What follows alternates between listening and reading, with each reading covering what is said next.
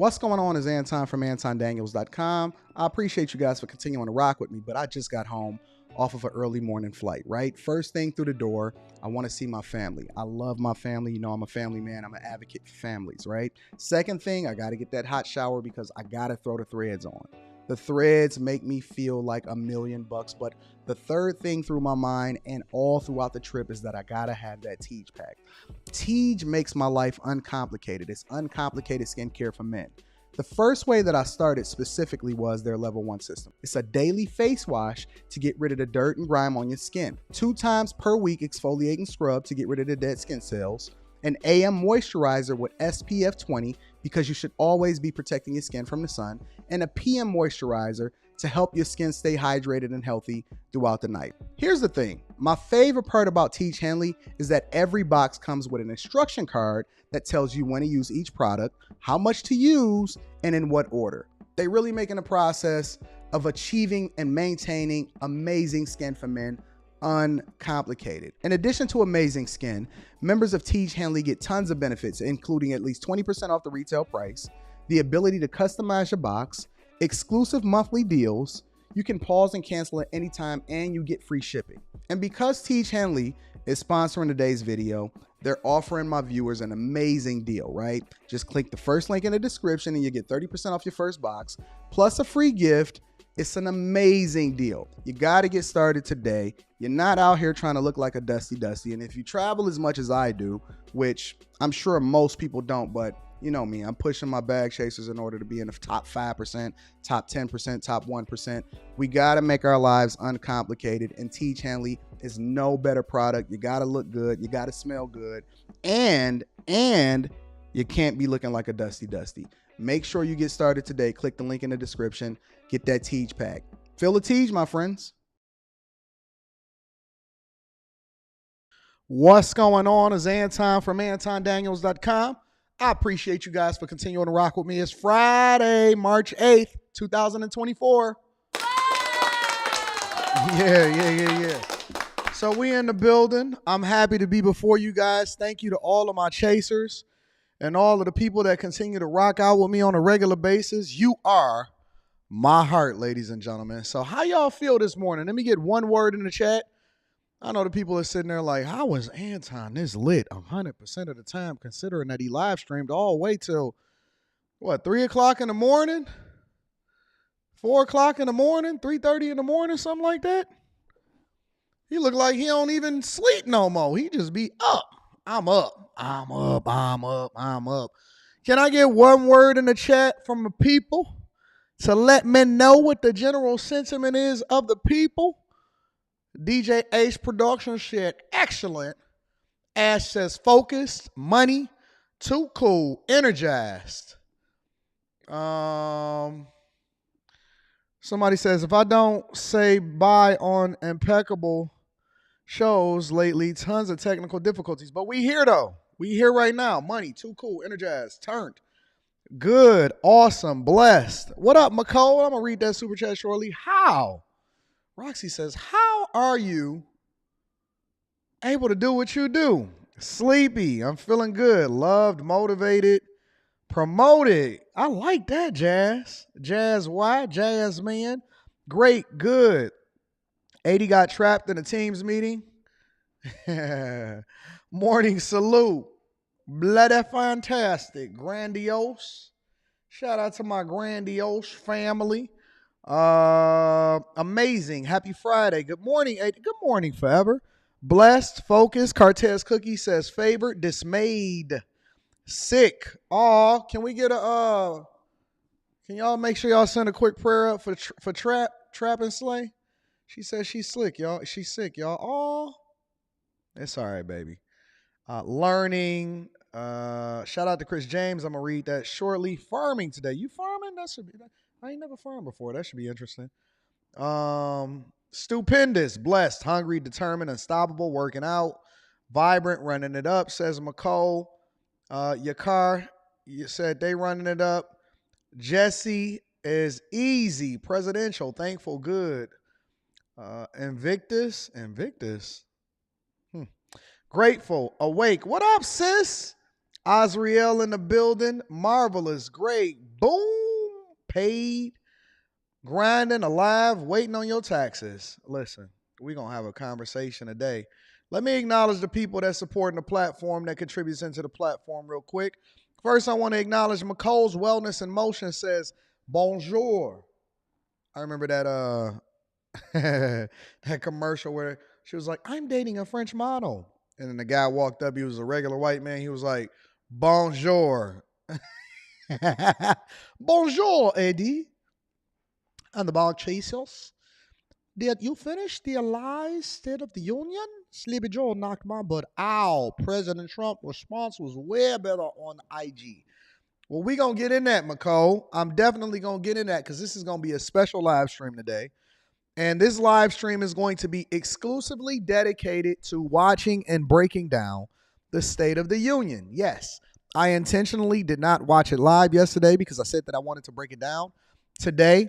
And the entire live stream is going to be dedicated towards increase the volume. Y'all can't hear me good? Is my volume low or something? Maybe my volume low. Y'all let me know in the chat if my volume low. But the entire live stream today is going to be dedicated to the State of the Union, which means, and there's a lot of things that I actually wanted to break down because Rivian is busting it open right now. Man, listen. Rivian is busting it. I'm good on my volume. Okay, so we're going to keep popping off. Rivian is, look, if y'all not a part of the Bag Chasers, if y'all not a part of Stock Club, then I feel absolutely bad for you.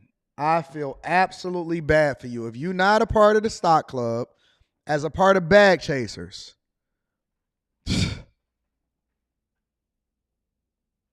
man, listen. Rivian is up like 20-something%. Let me double check.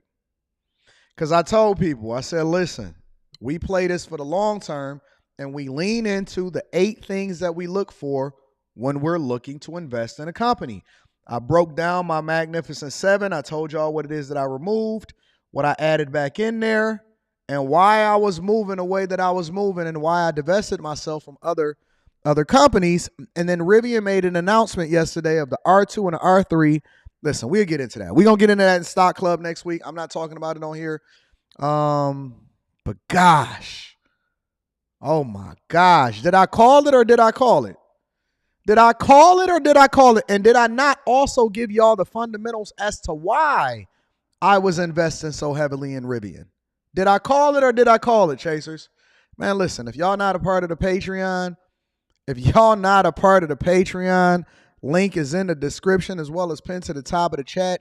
You need to align yourself with people that is about that bag. Listen, we get into it. We talk about all of the entertainment and we laugh and joke. But at the end of the day, we still got to run that bag up. And if y'all not a part of the Patreon, then shame on you. But shout out to you, McCole. I appreciate you for holding me down, baby. Man, it's crazy how much money we made on that. Chris James says, man, what was that last night? Listen. Last night was so funny. You cannot predict what is going to happen on After Hours. If y'all not subscribed to all platforms, then you're missing out. So After Hours was popping off last night. Guess what? We doing the same thing tonight.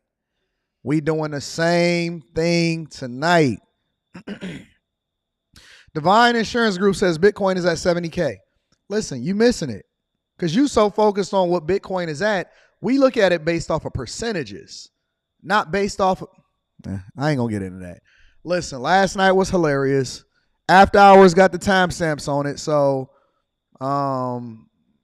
Soar Being You says, me being a part of the Patreon would be me taking food directly from my family's mouth. What? Patreon is $15. Some of y'all need to fast anyway and not go get no McDonald's today. Listen, you not being a part of the Bag Chasers. Man, let me say something this real quick. Did I read that right, or did I me being a part, or did they meant to say me not being a part? Me being a part of the Patreon will be me taking food directly from my mom. No, you not being a part of the Bag Chasers is you taking food directly from your child's mouth. Let me tell you something again. You not being a part of the Chasers is you literally missing out on the things that's best for your family. Listen, we not here to convince you. We not here to convince you. You do what you feel is best. You keep doing what you feel is best, and you keep rocking out. We gonna keep making people rich. We gonna keep getting them a bag, and we gonna keep running it up. All right. So shout out to Chris James. I appreciate you. Too many people getting rich. You know, I got the biggest Patreon out here in these streets. Trini Life says, blessings to you, brother. Good call last night. Look at my eyes. Take off your hat. Thankful the family is okay. Shout out to Trini Life. Anwar Williams is in the building and says, any other Chasers just finishing the Patrick David podcast as I am. They had Candace Owens and Chris Cuomo as guests. Great American conversation. Can't be static on your content. You dig. Good morning. Blessed. Shout out to them. Maybe I'll talk about that tomorrow. McCole's Wellness Emotion says, I got this super sticker for you. I got this super sticker for you. Thank you, McCole. Let me also acknowledge Michael on Cash App. I appreciate you, Michael. Ollie Collins. Shout out to Ollie Collins holding me down. And then Mike That Dude. Shout out to Mike That Dude. Mike That Dude is running it up. Getting more money than the money is supposed to be gotten. Shout out to Mike That Dude. Let me just make sure that I acknowledge a couple of the sponsors. Teach Hanley, 30% off your first order plus a free gift. Actually, it's 30% off your entire order. So I should be releasing a new Teach commercial. I know I keep telling y'all. I promise I am. Teach called me like, Tom, when you going to release the new commercial? I got you. Hopefully I get it done by next week. I'll be busy. You know what I'm saying? But Teach, 30% your entire order. Chris James got jokes from After Hours yesterday. Anton, look at the camera. Use me. Man, listen. I didn't know what was going on, but I just said, hey, keep the cameras rolling, and we're going to continue to run it up. And we shot it directly here inside of the Don't Do Coke in the Bathroom studios. Listen, y'all, couple more housekeeping items. Again, make sure y'all tap into the Patreon. Link is in the description, as well as pinned to the top of the chat. Also, Teach Hanley, 30% off your entire order, plus some more free gifts. Shout out to McCole. What up, Messi? And then last but not least, housekeeping items. So we are doing After Hours tonight, and then we are going to do the Millionaire Morning Show in the morning on Saturday. Yeah. Now, I don't want y'all to get used to getting Saturday shows from the Millionaire Morning Show, but I wanted to dedicate the entire live stream to breaking down what was going on with the State of the Union. Again, I have not watched it. This is entirely going to be dedicated to the State of the Union. And then Saturday, we're going to be doing an expedited full show of the Millionaire Morning Show tomorrow to make sure that we cover all of the subjects that we wanted to cover by the end of the week. All right. So again, we working, we taking care of business. I know a lot of y'all like Anton don't sleep. I sleep. It's just when I'm up, I make the most of my time. All right. So we definitely going to be live streaming in the morning. Saturday show, it is going to be popping. And, but we're going to dedicate the entire show to this. All right. So again, make sure y'all hit a like for the algorithm. If you have not already, share this with your family and friends. This is the best show on earth. Look like we got our audio right, we got our camera right, and we got the people in here, and we taking care of business. Y'all ready to get into the State of the Union? Y'all said the first couple minutes was a little bit drab. We're going to get to it. What up, Antonio Watkins? What up, Jazz? Let's get to it, man. State of the Union, Biden. That's a heck of a cover photo, ain't it?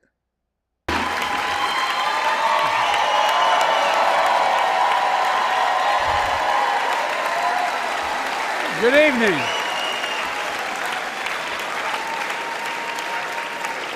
Good evening.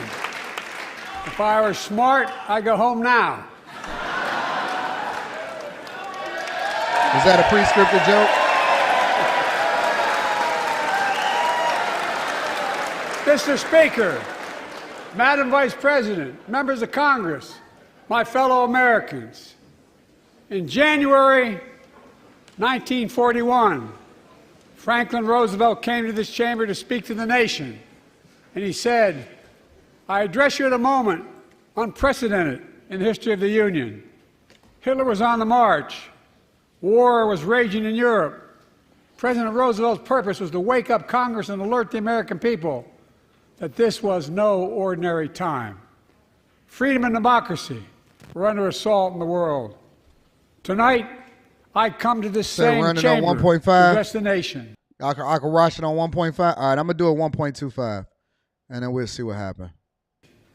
Now, it's we who face an unprecedented moment in the history of the Union. And yes, my purpose tonight is to wake up the Congress and alert the American people that this is no ordinary moment either. Not since President Lincoln and the Civil War have freedom and democracy been under assault at home as they are today. What makes our moment rare is that freedom and democracy are under attack both at home and overseas at the very same time. Y'all gotta have patience. Let's see what he say. We got the whole live stream. I'm not gonna stop live streaming until I get through the whole speech. So we gonna just listen. This is important. Regardless of whether or not we like what it is that he's doing, he's our president. I was going to go into everything. I had a whole bunch of stories. But again, we got the show tomorrow. Y'all getting a bonus show. So let's go, y'all. Putin of Russia is on the march, invading Ukraine and sowing chaos throughout Europe and beyond. If anybody in this room thinks Putin will stop at Ukraine, I assure you he will not. Sit down. Ukraine can stop Putin. Ukraine can stop Putin if we stand with Ukraine and provide the weapons that it needs to defend itself.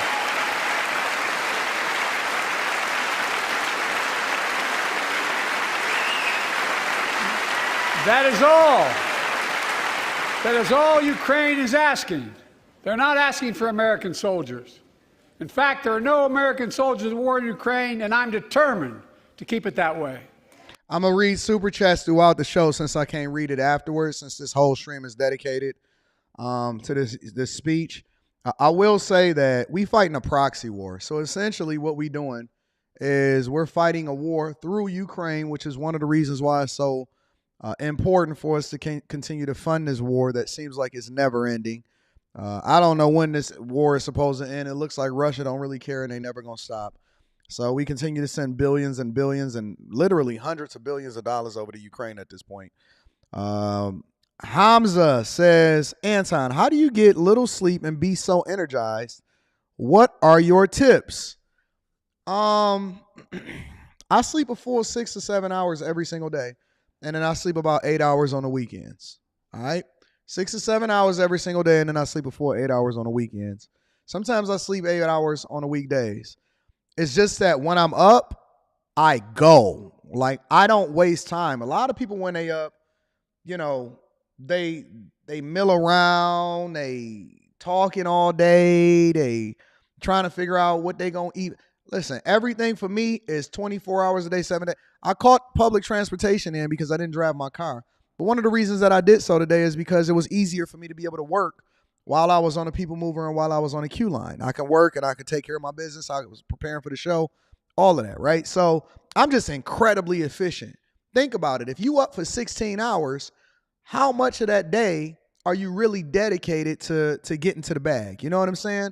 So a lot of people are just not efficient. They don't make the most out of their day. I really, really, really make the most out of my day. So that's a phenomenal question. Thank you, my friend. Mr. Lott says, last night's show, I'm calling it top 5 for the year. Yeah, last night's show was crazy.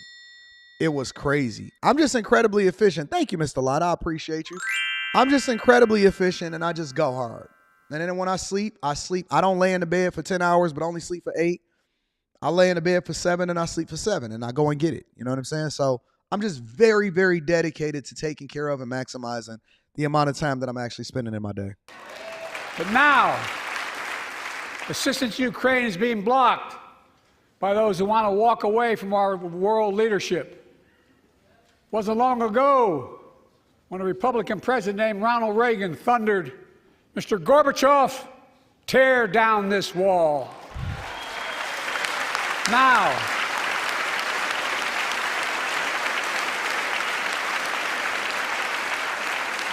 my predecessor, a former Republican president, tells Putin, quote, do whatever the hell you want. That's a quote. A former president actually said that, bowing down to a Russian leader. I think it's outrageous, it's dangerous, and it's unacceptable. Hey, how many times did Kamala Harris actually stand up during the speech? It's so. America. I hate politicians are so trash. Is a founding member of NATO, the military alliance of democratic nations, created after World War II to prevent war and keep the peace. And today, we've made NATO stronger than ever. We welcomed Finland to the alliance last year. And just this morning, Sweden officially joined, and their minister is here tonight. Come here, stand up.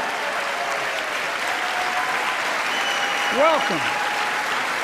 Welcome, welcome, welcome. Every time, McCall, she stood up. And they know how to fight. Mr. Prime Minister, welcome to NATO, the strongest military alliance the world has ever seen. I say this to Congress, we have to stand up to Putin. Send me a bipartisan national security bill. History is literally watching. History is watching. How is history watching? The United States walks away. How is history watching? History is watching? Is it supposed to be history is being made? We're living testament to what history is going to be, the sentiment of what history is. Like, how is this is the leader of the free world. History is watching. Send me a bipartisan bill that I can sign today. Come on, man. Put Ukraine at risk. Europe is at risk. The free world will be at risk, emboldening others to do what they wish to do us harm. My message to President Putin, who I've known for a long time, is simple. We will not walk away. What?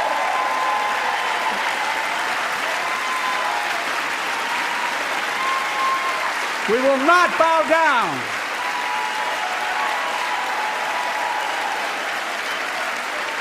She must got her Apple Watch down. She must got her Apple Watch on. Look at these old geezers. Look at the people that are running our country into the ground. What up, LaToya Forbes? I appreciate you for being here. Look at this, y'all. Are y'all paying attention to this? Are y'all looking at the people who, in my opinion, are some of the most evil people? Listen, you have a collection of people that are all working together. Look, I'm going to be honest with you. I know that I say that I am conservative and I generally vote. You know why I like Trump? You know why I rock with Trump? I'm going to be honest with you. It's because every last one of those people that's in there hating, that's why I like him. That's one of the main reasons why. Now, that's not why I vote for him, because I vote for him based off of his policies and his track record and what he did in office when he was in there the last 4 years. But the reason why I actually like Trump,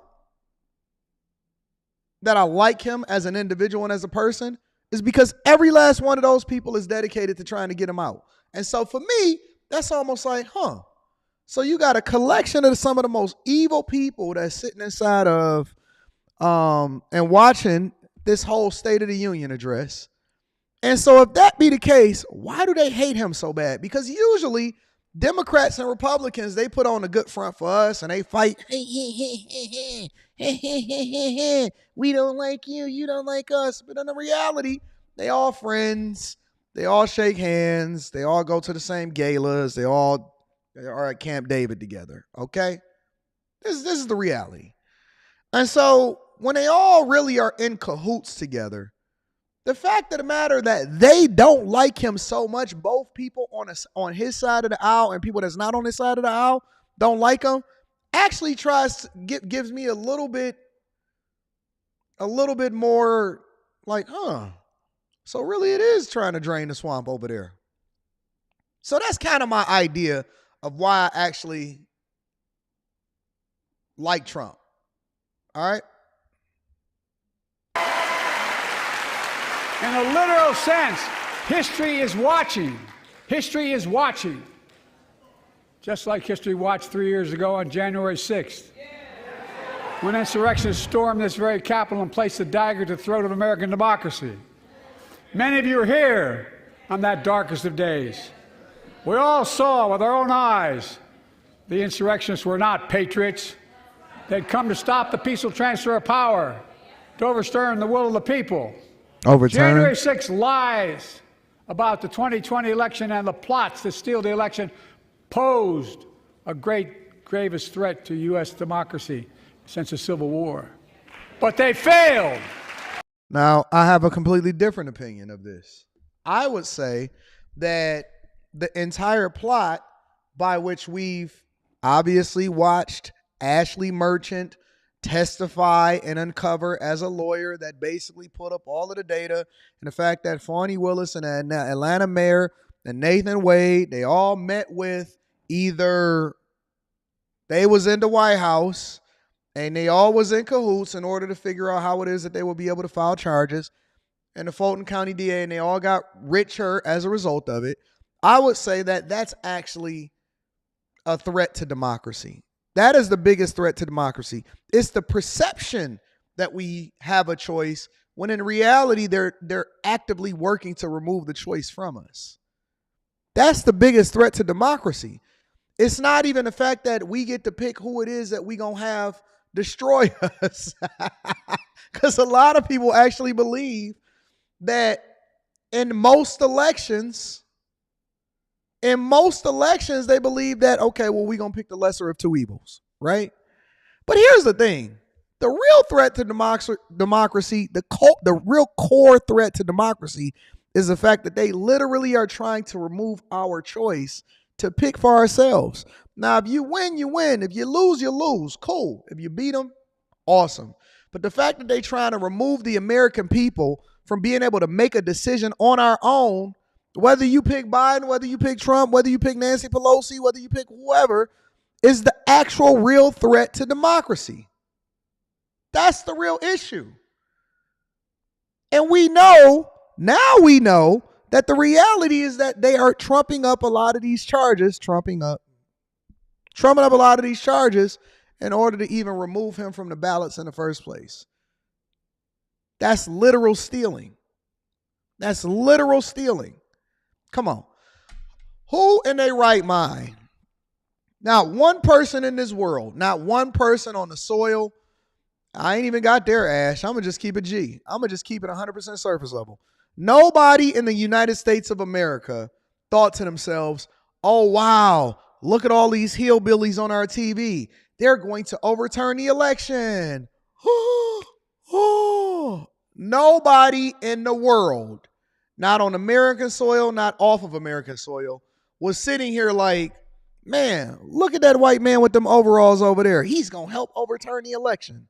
Nobody thought that in the world. Yet, they will get you emotionally attached in order to try to generate some kind of emotional decision so that you can vote a specific way to derail you from the real issues that's happening in the United States of America. People are concerned about their borders. They're concerned about inflation. They're concerned about their jobs. They're not concerned about stuff that they already got control over. Who's in here? Let me ask y'all a question. Who in here, because I know that he's going to address abortion because they always do in order to get y'all emotionally charged up. Who in here is worried about abortion rights? I'm just curious. How many of us actually have control over whether or not we even in a position to have to get an abortion in the first place?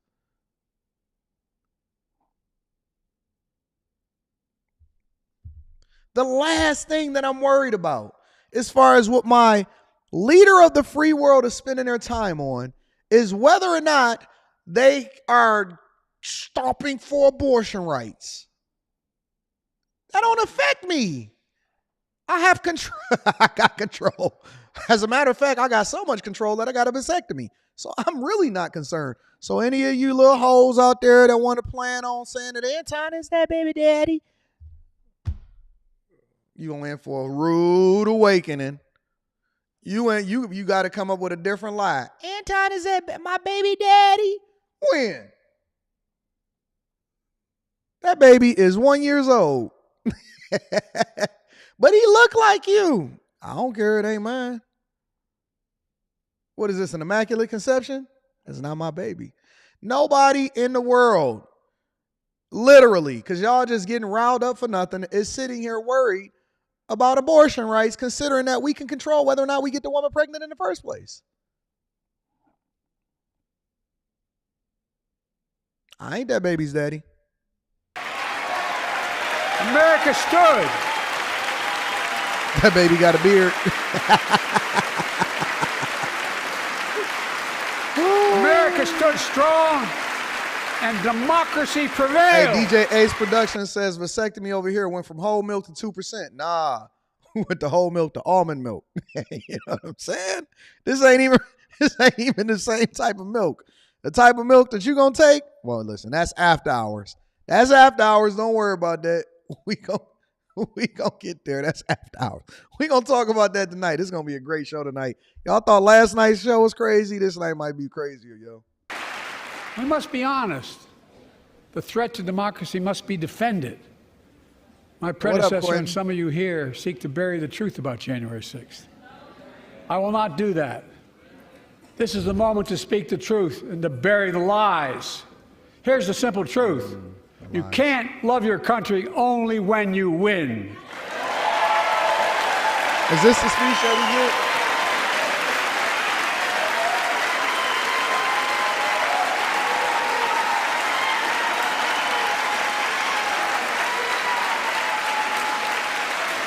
As I've done ever since being elected to office, I ask all of you without regard to party to join together and defend democracy. Remember your oath of office of defending against all threats, foreign and domestic.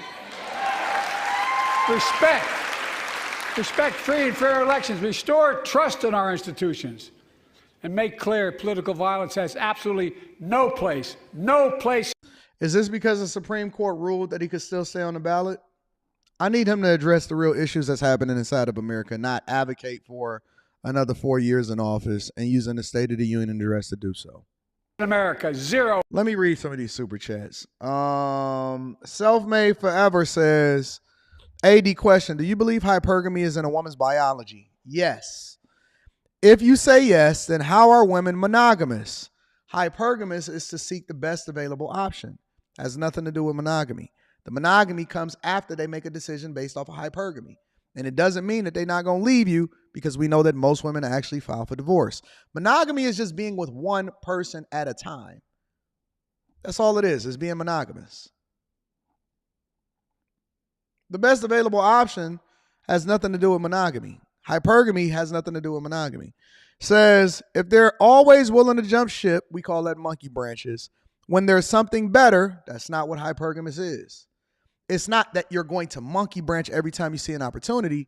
Is that hopefully you pick the best available option, because it's not actually conducive for you to monkey branch because you don't know what you're going to get.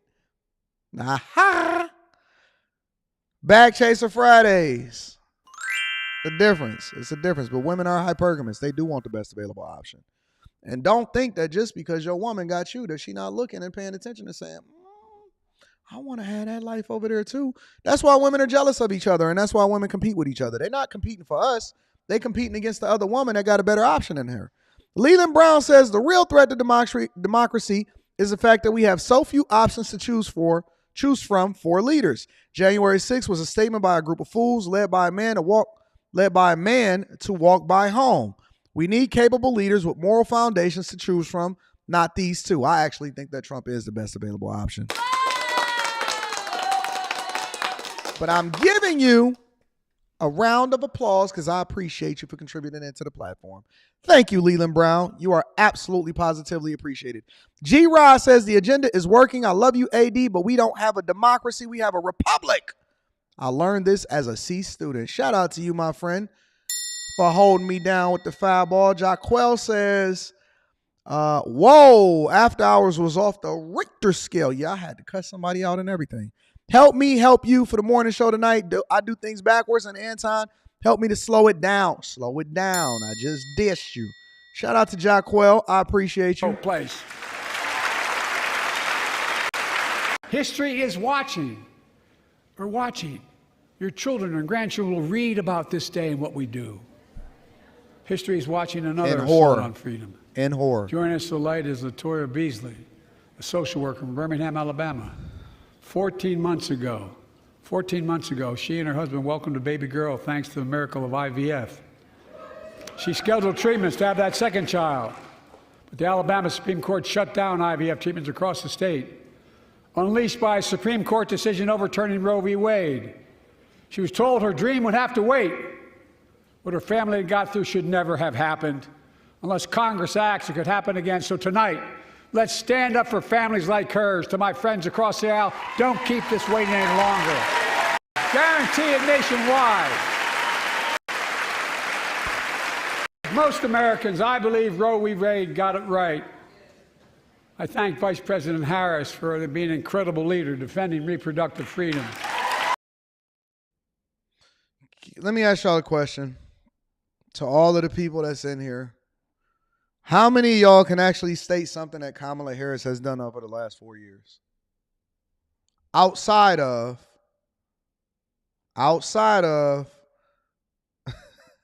flying over to African countries in order to advocate for alphabet community rights. How many of y'all actually can say anything that Kamala Harris has actually done since she's been in office for almost 3.5 years?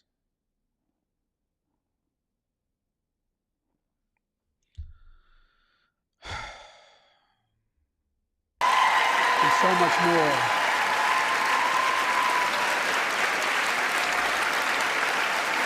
Thank you.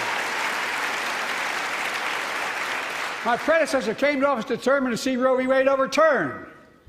He's the reason it was overturned, and he brags about it. They playing y'all. They getting y'all emotionally connected to whatever it is that's happening with regard to abortion rights. This ain't got nothing to do with nothing. Chaos that has resulted. Joining us tonight is Kate Cox, the wife and mother from Dallas. She's become pregnant again and had a fetus of a fatal condition. Her doctor told Kate that her own life and her ability to have children in the future. What was that? Did you just have a brain fart? Open your mouth, Biden. Her own life and her ability to have children in the. Man, listen, bro. We need to get these people up out of here. This is real. Did y'all just hear that? See, this is why I didn't want to speed it up at 1.5 times. Because then you miss stuff like that because it seemed like they just tarrying, speaking in other tongues as the Spirit of God give utterance. Did y'all hear that? This is why I didn't want to speed it up. This is why I just wanted to let it play. Listen to this shit. I'm sorry. Sorry to the churches. I thought we was in after hours. I'm sorry. It's Friday. You got to cut me a little bit of slack. Listen to this man. That her own life and her ability to have children.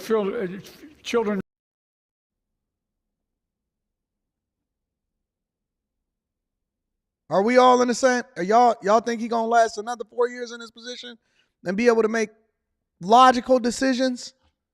Children, what? You literally got the teleprompters right up there. The state-of-the-art teleprompters, the same one that Obama had. Good God! In the future, were at risk if she didn't act, because Texas law banned her ability to act. Kate and her husband had to leave the state to get what she needed. What her family got through should have never happened as well, but it's happening in too many others.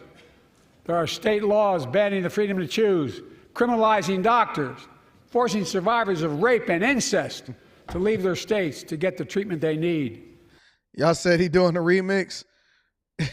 He did that Missy Elliott rewind effect. If you got it, what? You gotta twerk it. I don't want to sing that song because if y'all actually listen to the words, It's a little wild for a grown man to be singing that type of song. Shout out to Mr. Lot. I'm going to read the super chat shortly. Many of you in this chamber and my predecessor are promising to pass a national ban on reproductive freedom. My God, what freedom else would you take away? Look, it's a decision to overturn Roe v. Wade. The Supreme Court majority wrote the following, and with all due respect, justices, women are not without electoral power. Electoral or political power. You're about to realize just how much you're right about that. What, they got all feminists in there? What the heck is going on? Hey, can we get a Kamala Harris standing count? Clearly.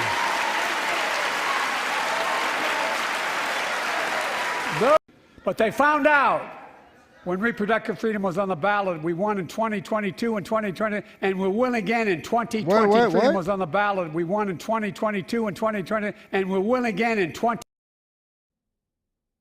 Is he all there? Is he all there? Reproductive freedom was on the ballot. We won in 2022 and 2020, and we'll win again in 2024. I don't trust this man to actually be the leader of the free world. Honestly, forget the policies. Forget what it is that they trying to finesse y'all into doing as far as getting emotionally connected to abortion rights and knowing that the thing that's the most meaningful to us is the migrant crisis. What is he saying?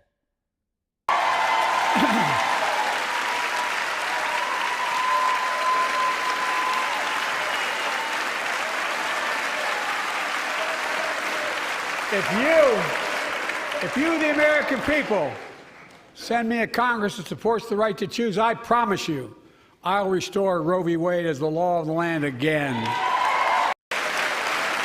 America cannot go back.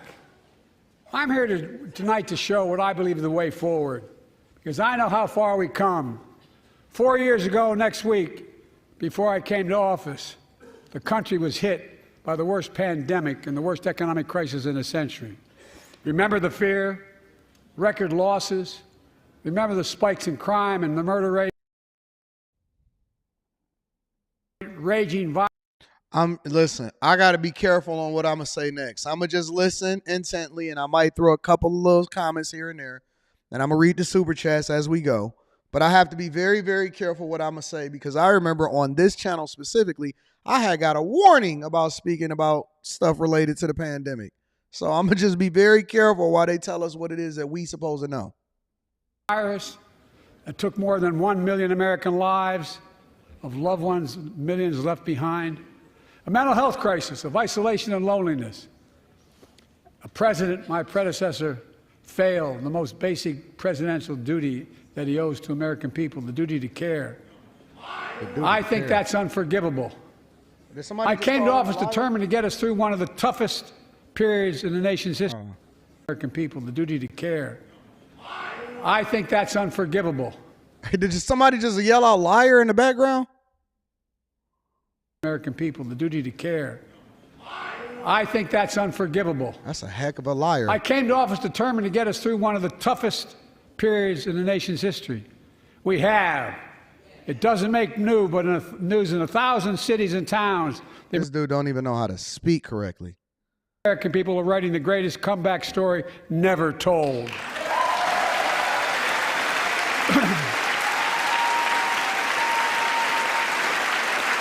So let's tell the story here. Tell it here and now. America's comeback is building the future of American possibilities, building an economy from the middle out and the bottom up, not the top down, investing in all America, in all Americans, to make sure everyone has a fair shot. We leave no one behind. The pandemic no longer controls our lives. The vaccines that saved us from COVID are now being used to beat cancer, turning setback into comeback. That's what America does. That's what America does. Can I bring myself to the front of the congregation real quick, y'all? I don't even like doing this. I don't even like to do this. I'm going to bring myself to the front of the congregation because I live my life like an open book. And I only get it right 99% of the time. That other 1%, I get it wrong. I only get it right 99% of the time. The other 1%, I get it wrong. Okay? I will say, and I will admit, unlike a lot of y'all that's unwilling to admit when they got it wrong, I will admit when I got it wrong. I did get the jab. It's not a secret. I actually did show that I got it on my other channel. I did. I got the jab. And after I got it, I was thinking to myself, I am so stupid. And I recorded the video and I gave my thoughts on it.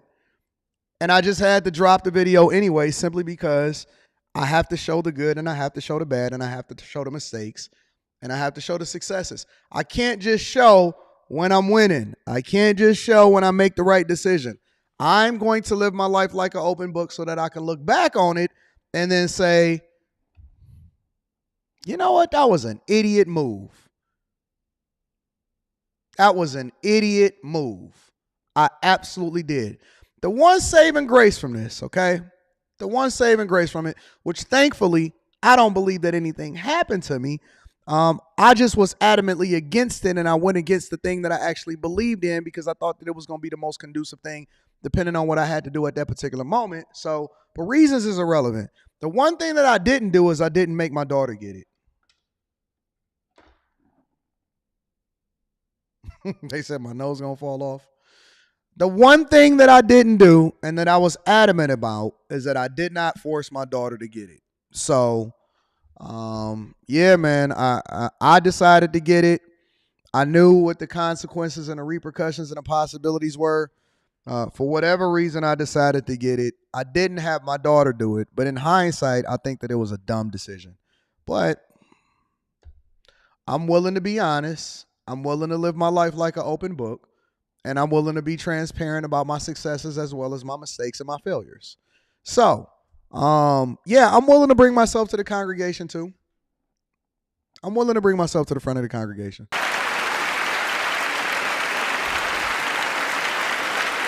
Folks, my inherited economy is I'm going to read on the Super brink. Chat shortly. Now our economy is literally the envy of the world. 15 million new jobs in just 3 years, a record, a record. Unemployment at 50-year lows. A record 16 million Americans are starting small businesses, and each one is a literal act of hope. With historic job growth and small business growth for Black and Hispanics and Asian Americans, 800,000 new manufacturing jobs in America. Somebody in the chat said, here, I'll show this. They said, why? Oh, Quentin. Quentin said, why is it dumb if nothing came of it and you were possibly protected? Oh, it didn't protect me from getting COVID. I had got COVID. I had already got it. And I had the, what do you call it? The antibodies. I had the antibodies. I only got COVID once. And so I had already caught it. I got it for business reasons. Let's just put it like that. I got it for business reasons. And it's not whether or not something bad came of it for me specifically or not. I was adamantly against it. And so my regret was because I did something that I ultimately felt differently about in order to compromise for what I needed to take care of from a business perspective. And so that's what I regret. I regret not standing on principle. But again, I decided that I didn't want my daughter to get it. So we just kind of rocked out like that. But yeah, man, that's why I got it. And so that's why I feel the way that I feel about it. And again, I don't always get it right, but I do say that I'm always going to live my life transparent, because you can't just show the wins. You also need to show the losses and what you learn from it. All right. So Brittany B says, I think he means the History Channel is watching and tell him to open that other eye up so he can hear.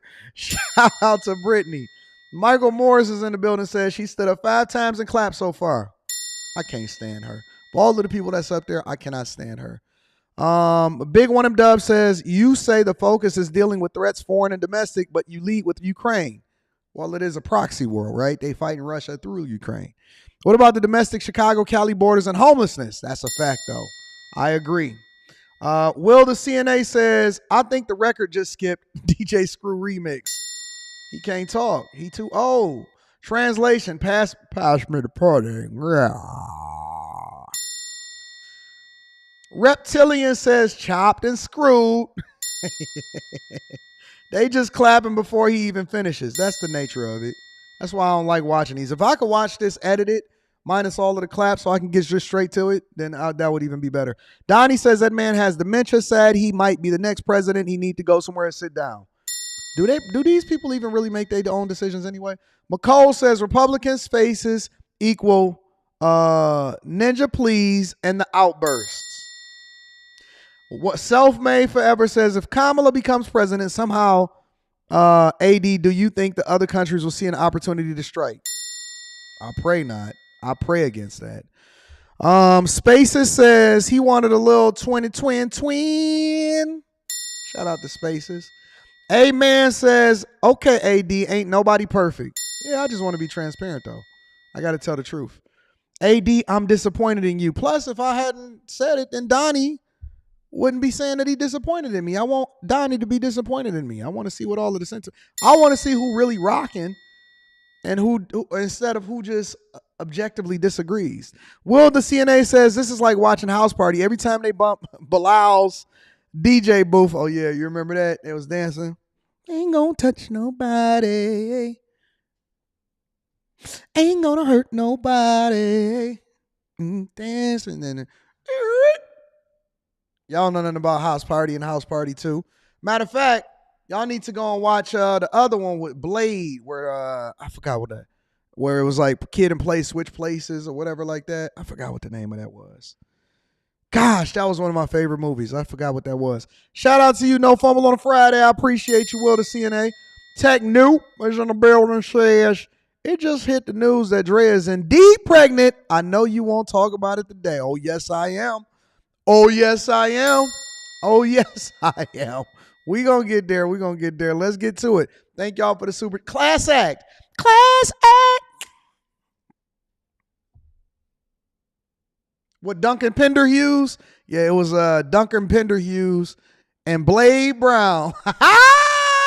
Boy, I got the memory of an elephant.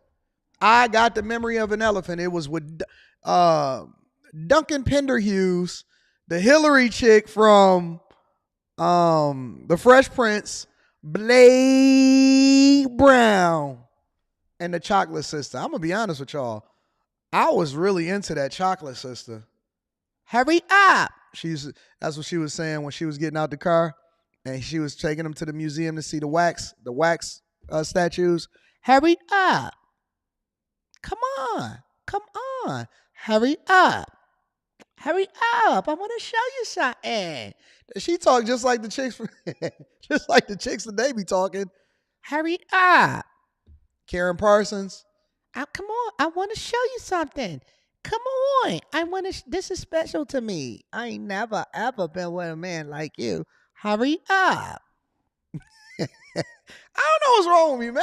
Maybe I've been secretly recording all of these voices, and then I took a limitless pill, and I'm able to remember all of this stuff and then recreate it in my mind of how I talk or something like that. But class act. Tia Marie says vaccines, immunizations, even the food we eat, we all at big pharma and government's mercy to some extent. Best we can do is take care of ourselves. And I agree. You don't even realize that until you go outside of the country and you start eating food outside of the country. You realize our food is completely different than everybody else's food. You are 100% right. Donnie goes on to say, I'm still rocking with you. That's why I'm disappointed in you getting that BS. Hey, man, I made an executive decision. I was wrong. Sometimes you get it right. Sometimes you get it wrong. Chris J says mistakes happen, AD. Walk it off. Now walk it out.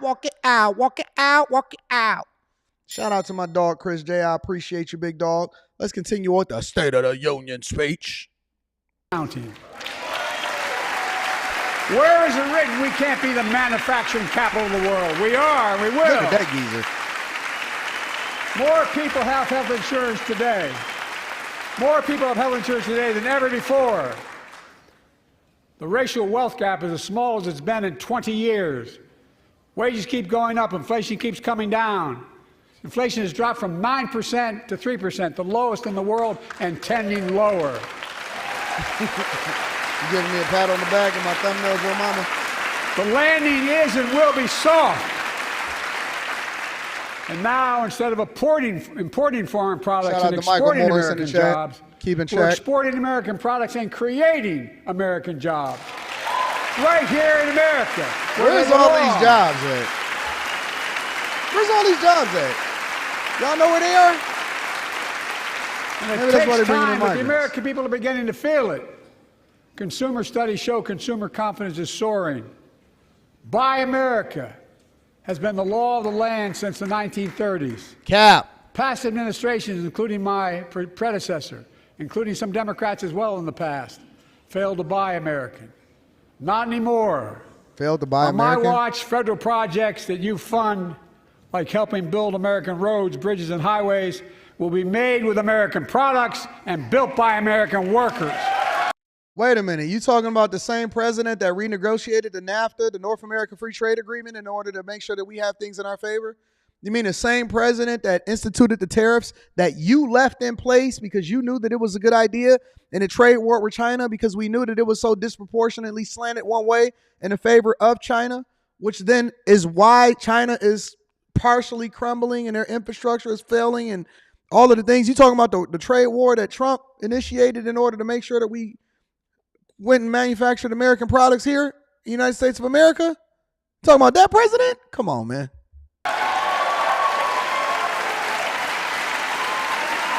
Creating good paying American jobs.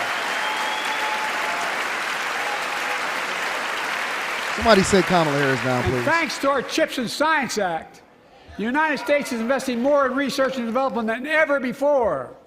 During the pandemic, a shortage of semiconductors, chips, that drove up the price of everything from cell phones to automobiles. And by the way, we invented those chips right here in America.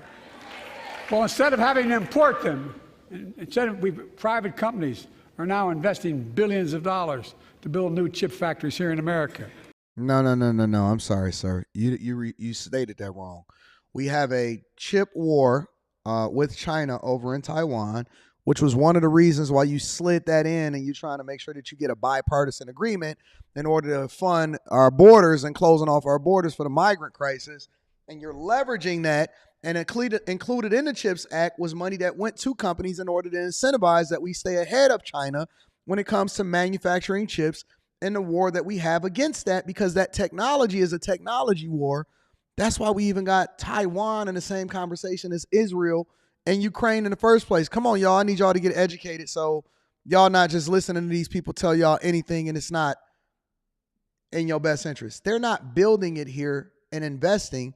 They're incentivized to do so because we giving them billions and billions and billions of dollars to do so, which is not necessarily a bad idea per se, right? Because we do need to invest in infrastructure. However, did y'all read the rest of the CHIPS Act bill? Did y'all read the rest of the infrastructure deal bill? Did y'all see what else was slid in there? Do y'all know that these same chips is the chips that we're leaning against in order to power the weapons that we manufacture here in the United States of America for war? Y'all didn't know that part, right? See, they're going to conveniently leave out some of it in order to make sure that they emphasize all the rest of it and ensure that you guys getting finesse, making it seem like they're doing all of this great stuff. Creating tens of thousands of jobs. Many of those jobs paying $100,000 a year and don't require a college degree.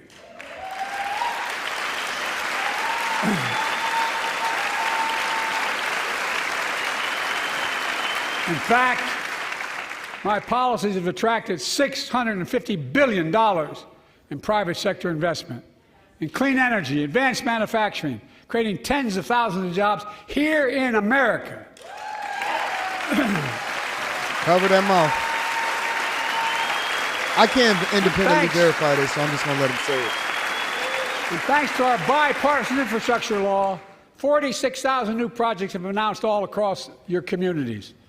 And by the way, I noticed some of you strongly voted against it, or they're cheering on that money coming in. I like it. I'm going to read Super Chat shortly. I I'm got with you, you. C-Lane, you and Natasha. I'm with you. If any of you don't want that money in your district, just let me know. Modernize our roads and bridges, ports and airports, public transit systems. Removing poisonous lead pipes so every child can drink clean water without risk of brain damage.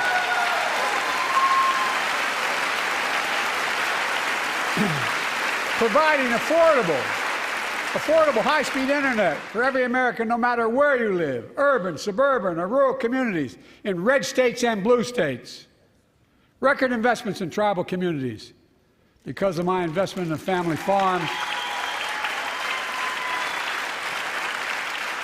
because I invested in family farms led by my Secretary of Agriculture, who knows more about this than anybody I know, we're better able to stay in the family for those farms and their children and grandchildren won't have to leave. Hold on, spit it out. Leave home to make a living.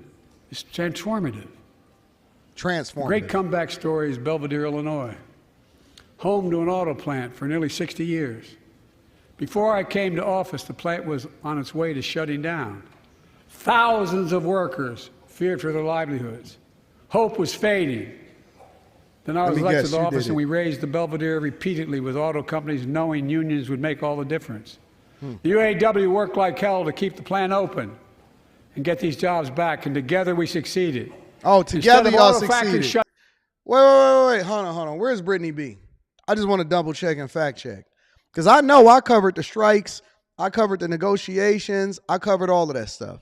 Hey, Brittany B, together, was it both Biden and the UAW?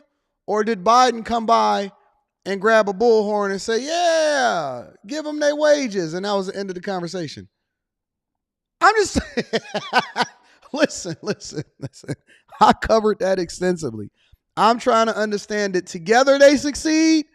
Or was it the UAW and the negotiations that they was having with the executives in order to ensure that they had certain things in a part of their collective bargaining agreement?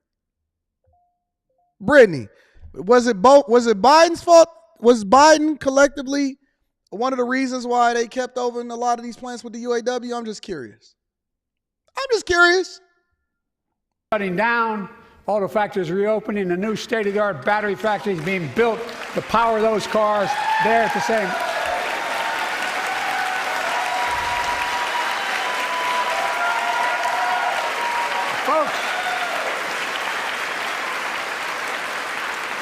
The folks at Belvedere, I say, instead of your town being left behind, your community is moving forward again.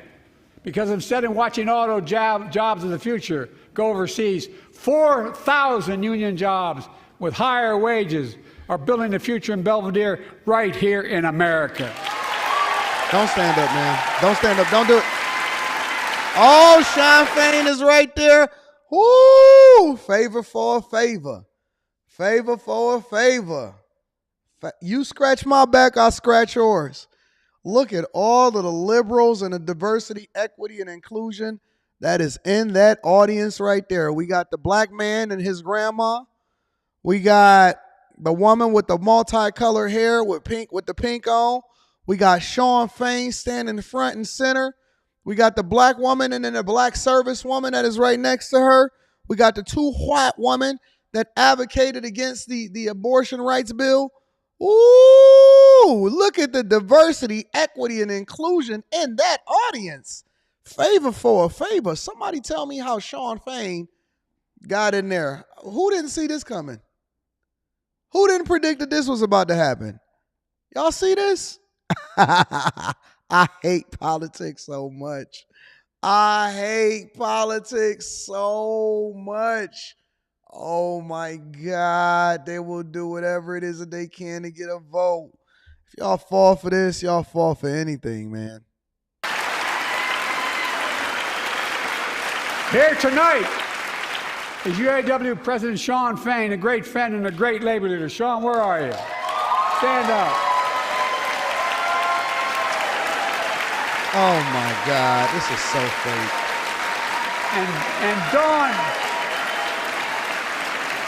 And Dawn Sims, a third-generation worker, UAW worker at Belvedere.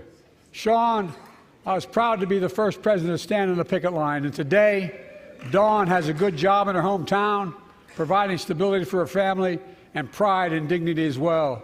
Showing once again, Wall Street didn't build America. They're not bad guys. They didn't build it, though. The middle class built the country, and unions built the middle class.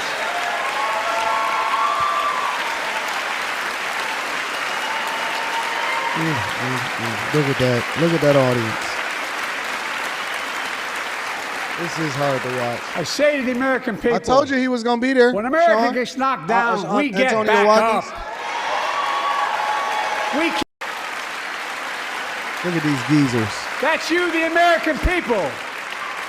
It's because of you America's coming back. It's because of you our future is brighter. It's because of you that tonight we can proudly say the state of our union is strong and getting stronger. I'll break your hand now. What was that, about 22 times you stood up?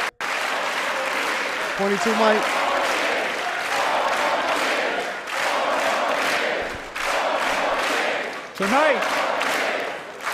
Tonight, I want to talk about the future of possibilities that we can build together. A future where the days of trickle-down economics are over, and the wealthy and the biggest corporations no longer get all the tax breaks. And by the way, I understand corporations. I come from a state that has more corporations invested than every one of your states in the United States combined. And I represented it for 36 years. I'm not anti-corporation, but I grew up in a home where trickle-down economics didn't put much on my dad's kitchen table. That's why I determined to turn things around so middle class does well. When they do well, the poor go way up and the wealthy still do very well. We all do well. And there's more to do to make sure you're feeling the benefits of all we're doing. Americans pay more for prescription drugs than anywhere in the world. It's wrong, and I'm ending it.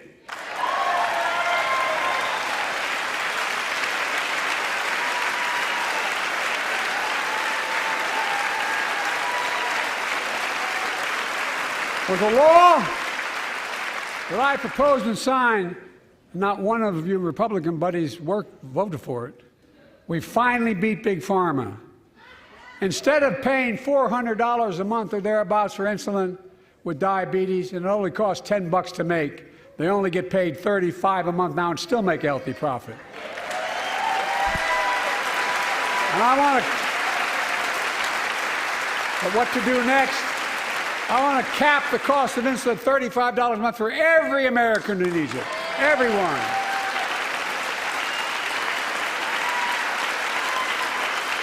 For years, people have talked about it, but finally we got it done and gave Medicare the power to negotiate lower prices on prescription drugs, just like the VA is able to do for veterans. That's not just saving seniors money, it's saving taxpayers money. We cut the federal deficit by $160 billion.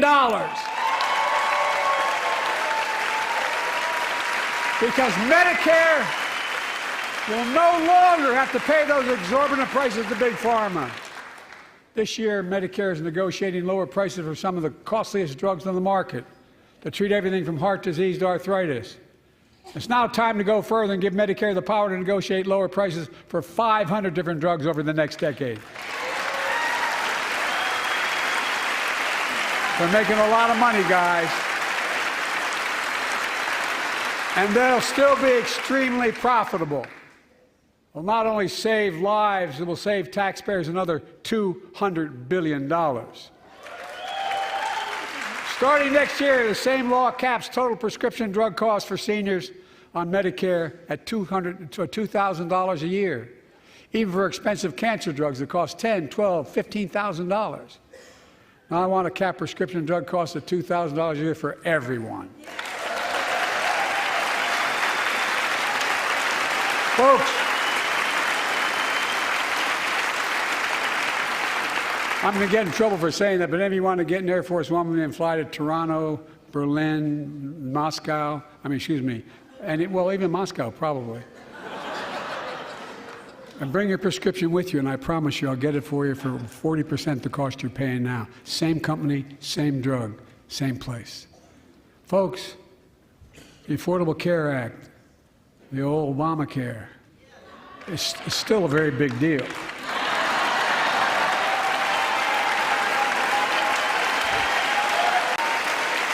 million of you can no longer be denied health insurance because of pre-existing condition. But my predecessor, and many in this chamber, want to take this prescription drug away by repealing Affordable Care Act. I'm not going to let that happen. We stopped you 50 times before and we'll stop you again. In fact, I'm not only protecting it, I'm expanding it. They enacted tax credits of $800 per person per year, reduce health care costs for millions of working families. That tax credit expires next year. I want to make that savings permanent.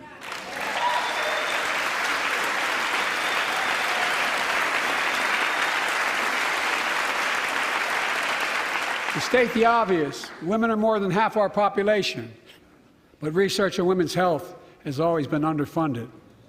That's why we're launching the first ever White House initiative on women's health research, led by Jill, doing an incredible job as First Lady.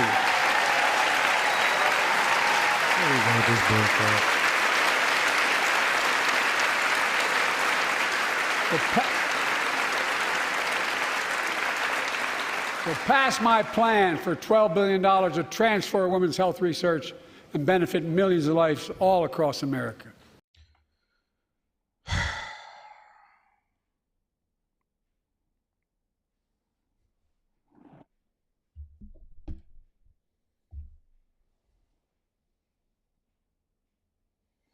Do we need to put money into the budget in order to do women's health research? Or is this just another ploy to A, get votes, and then B, fill the pockets of somebody else, some crony that we got to create a job for that we don't really need? What are we researching? What exactly are we researching as far as women's health this time? Mental health? Jesus Christ. I know the cost of housing is so important to you. If inflation keeps coming down, mortgage rates will come down as well. No, they're not. And the Fed acknowledges that. But I'm not waiting. I want to provide an annual tax credit that will give Americans $400 a month for the next 2 years as mortgage rates come down, to put toward their mortgages when they buy their first home or trade up for a little more space. Just for 2 years. And what's going to happen, let me tell you what will happen with something like this, is that it won't go away. We'll keep on removing money because the government should not be in any of this in the first place. Listen, you know what I want to see from the government? You know what I want to see from I'm tired of them giving you money and then driving up inflation by also driving up the debt and then having all of these social programs that we never going to see go away. Okay? Do you know what I would prefer that we have?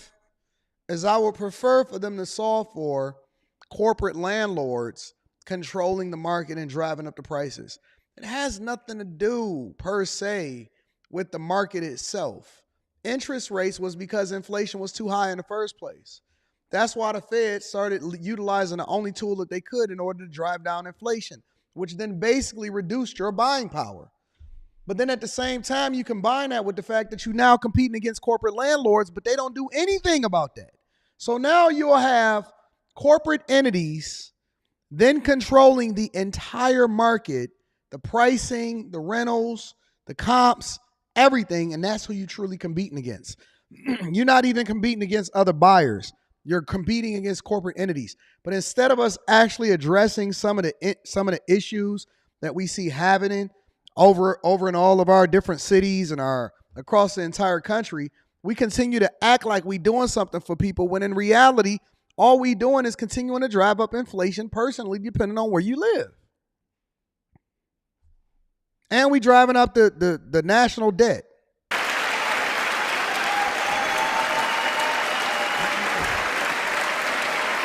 And my administration Y'all gonna become so is also eliminating title insurance on federally backed mortgages. When you refinance your home, you can save $1,000 or more as a consequence. For millions of renters, We're cracking down on big landlords who use antitrust law, who break antitrust laws. All right. By price fixing and driving up rents. We've cut red tape so builders can get federally financing, which is already helping build a record 1.7 million new housing units nationwide. Now pass and build and renovate 2 million affordable homes and bring those rents down. They're not bringing the rents down. They're not bringing the rents down.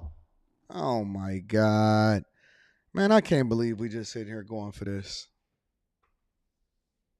Are we really, really going to get finessed like this? Where do y'all think that the rent is going to go down at? Do y'all think that the rent is going to go down somewhere? Jesus Christ. And bring those rents down. You know how rents come down? Do y'all want to understand? Let me read a couple super chats. We're going to break this up. Natasha Holiday says her neck looked like a pelican. Jesus Christ. Her neck looked like a pelican. C. Langley says, my Acrevis, what does that mean? Is $46,000 every 6 months. Oh, is that your medication? And took 15 years for the FDA approval. Okay, so that's your medication. $46,000 every 6 months. Jab approval 4 months. No, thank you. Okay. Brittany B says it's called USAW now. Yeah, it's Biden too. He lying through his dentures. Y'all think that Biden got dentures?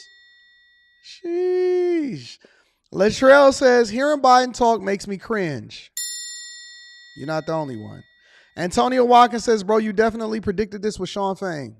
Oh, Sean Fain is going to get an even bigger position than he got with the UAW when he leave. Antonio Watkins says Kamala Harris is showing out doing all them squats. Van 2010 says, look at the fools clapping like monkeys. Chase Burns is in the building, says, AD, bro, it's time to throw on the Yoda hat for this one. You got the Yoda hat here? Yeah, I do. Yeah, I do. All right. The Baby Yoda hat. Shout out to Chase Burns. I thought y'all forgot about Baby Yoda. JP says Zelensky and Novani wives both declined the invite. Prince Elian says people don't notice that they're lowering prices for addictive lab drugs while increasing the prices of healthy food.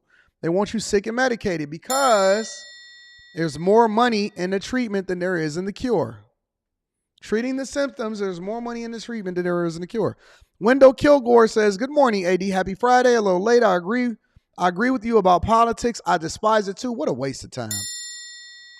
Brittany is in the building, says Anton got that Biden frog in his throat. It's because I talk too much.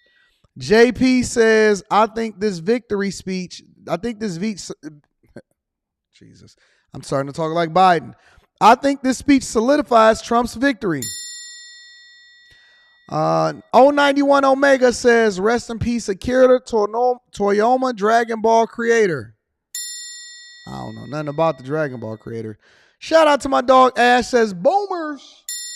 Shout out to Ash. I appreciate everybody that continues to support the platform. Let's see if we can get through a little bit more.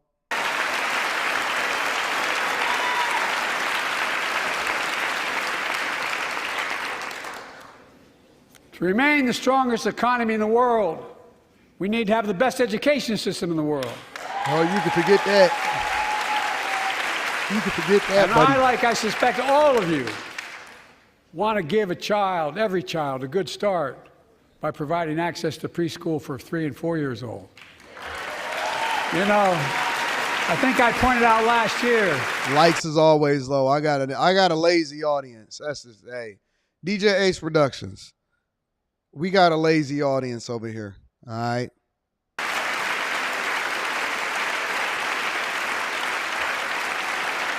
I think I pointed out last year that children coming from broken homes where there's no books, they're not read to, not spoken to very often, start school, kindergarten, or first grade, having heard 1 million fewer words spoken. Well, studies show that children who go to preschool are nearly 50% more likely to finish high school, go on to earn a 2- and 4-year degree, no matter what their background is. What? Did you just pull that stat out of his ass? What study is that? Please cite your sources. I ain't never heard of that in my entire life. I met a year and a half ago with the leaders of the Business Roundtable. They were mad that they were angry, I think, well, they were discussing why I wanted to spend money on education. I pointed out to them as vice president, I met with over 182 of those folks. Don't hold me to the exact number. And I asked them what they need most, the CEOs. And you've had the same experience on both sides of the aisle. They say a better educated workforce, right? So I looked at them and I say, I come from Delaware. DuPont used to be the 8th largest corporation in the world. And every new enterprise they bought, they educated the workforce to that enterprise. But none of you do that anymore. Why are you angry with me providing you the opportunity for the best educated workforce in the world? And they all looked at me and said, I think you're right. I want to expand high-quality tutoring and summer learning to see that every child learns to read by 3rd grade.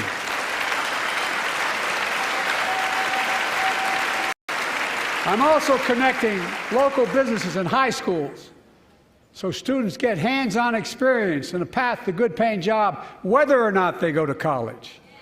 And I want to make sure that college is more affordable. Let's continue increasing the Pell Grants to working and middle-class families and increase record investments. No, that's not how you make college more affordable by giving. Listen, let me tell y'all what the liberal solution playbook is. Yeah, I'm gonna give y'all some more money. Yeah, I'm gonna give y'all some more money. You get a Pell Grant. You get a Pell Grant. And I'm gonna give you some more money. You need to bring the cost of tuition down. You need to bring the cost of inflation down. You need to bring the cost of housing down. You need to focus on the core root of the problem, not just giving away more taxpayer dollars. That is not a solution. It's not the solution. You don't solution for something by just saying, okay, well, we're just going to put some more money in taxpayer dollars at it. Don't worry about it. We can print some more inflation. Not a big deal. That's not a solution. That's how y'all got these student loans in the first place. In HBCUs, a minority-serving institution, including Hispanic institutions.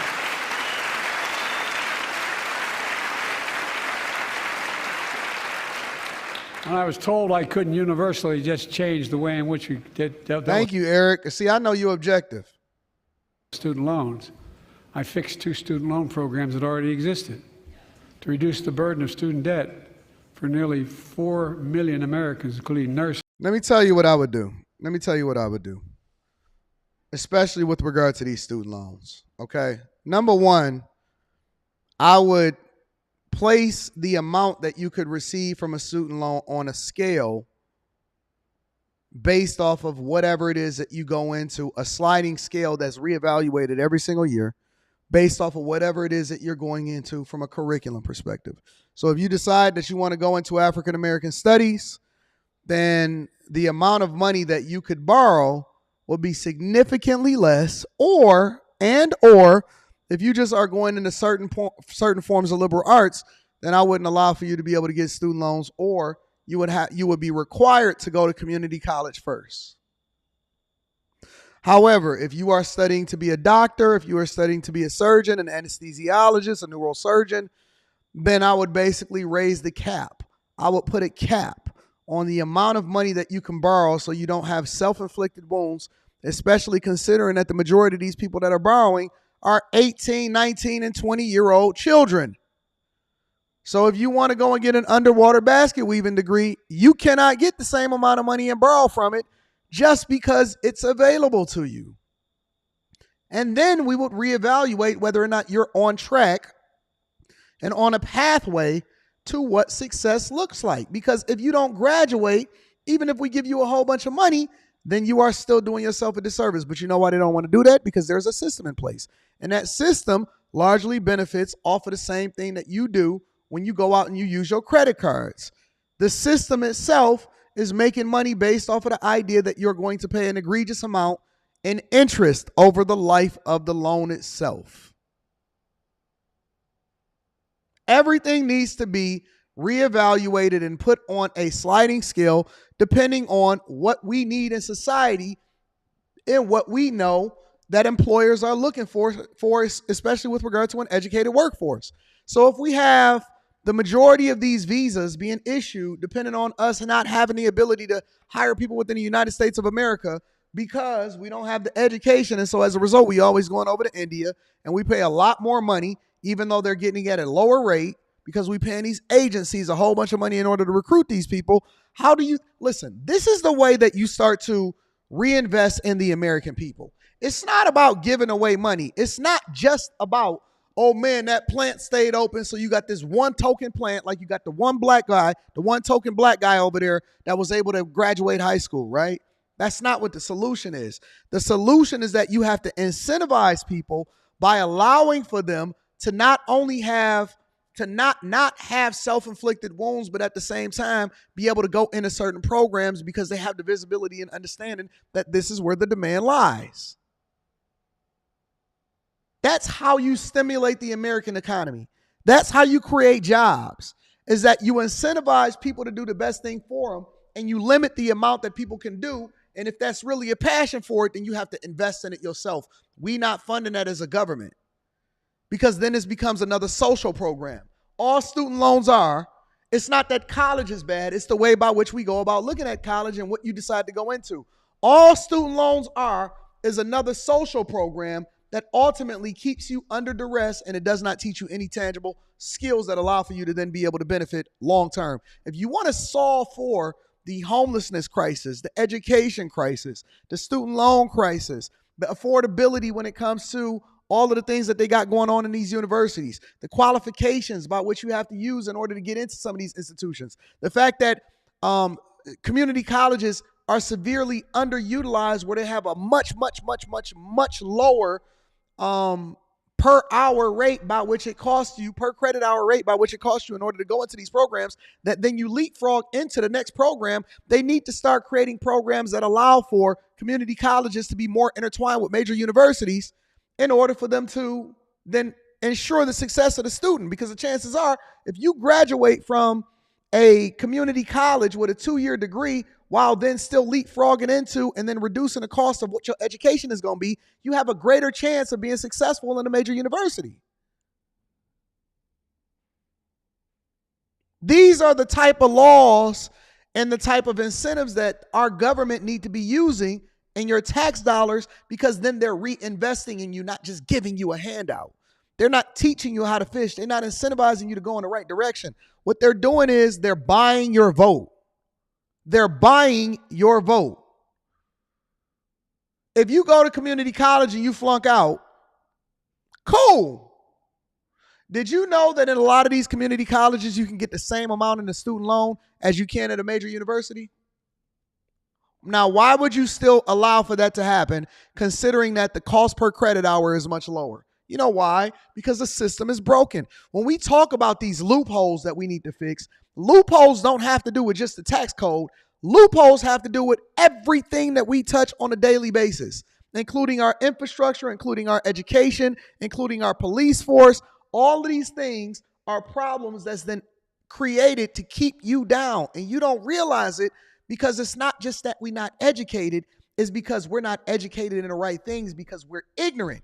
Ignorant meaning that we don't know better. So by the time you figure it out, now you have a negative disposition towards college, when college isn't bad. It's the way by which we support the college system and student loan system.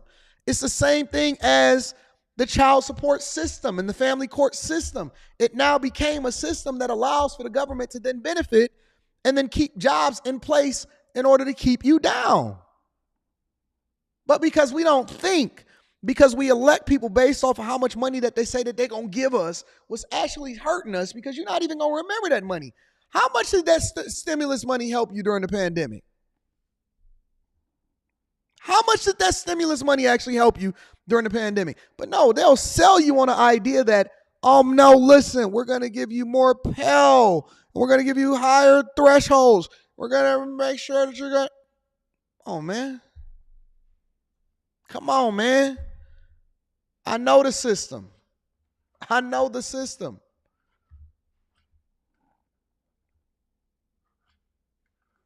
Fix the housing part, the housing crisis, and the cost of being able to attend these universities. Now you got universities partnering with large corporations to build housing, builders, and then they're sharing the profits to then charge you more in rent for you to be able to stay on campus just so you can be in these indoctrination camps slutting it out because you want more freedom.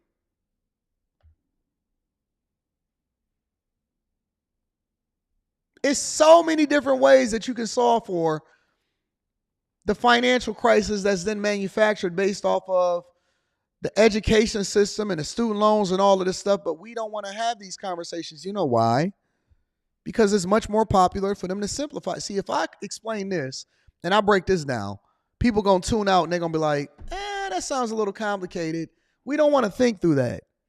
And then they can get on here and say, listen, guys, we're going to give you more free money. Now, never mind the fact that we had a federal deficit, an egregious federal deficit, that the value of your money is going to continue to go down. You're not even beating the rate of inflation. They're not teaching you anything.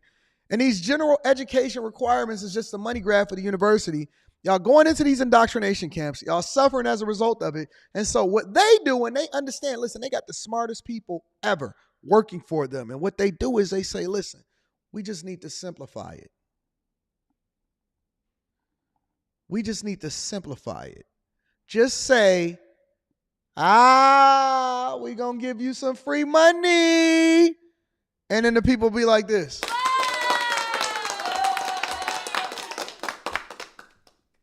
You just got to simplify it. Steve Jobs understood it. The president understands it too. People don't want to know. Listen, the difference between Apple and Samsung, in a lot of instances, the reason why people are so devoted to Apple is because they made it simple. They didn't make it overly complicated in order for you to become a part of the ecosystem, but they tied you to the ecosystem itself. The president understands that. People like simple. What are you going to do for me again? I'm going to just give you some free money. Oh, I'm voting. Bye. Don't you realize that they manufactured the same thing that then forced you to then vote for them again in order to forgive you? Y'all not catching it. Listen, the same thing that you voted for in order to get them into office in the first place, they then created the problem so that they can give you the solution. So you went into this thing that they already know how to solve, but they already made a whole bunch of money for you. And then you sat there and said, but Biden forgave my student loan. They created the very problem that you then leaned into in order to be able to vote for them again. They double whammied you. You don't get it. And so that's why it's so difficult for y'all to even be able to have this conversation, because listen, it's like creating the disease and then creating the vaccine and the solution to get yourself treated and stimulated so that you can then vote for the same person that gave you the disease in the first place. They gave you the problem so that they can give you a solution, make a bunch of money from it, and then stay in power. You realize you got finessed in the first place?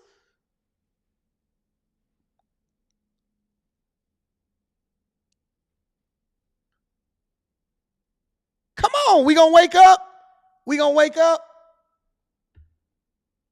They gave you the food that you was eating so that you can then become diabetic, have high blood pressure, have all of these preservatives so that they can sell you a bunch of refrigerators and freezers for you to store it in, and then all of the services that then support it so that they can then create the medicine for you to treat the symptom and not solve for the problem, because you never should have had high blood pressure and diabetes in the first place. But you know what they're going to say?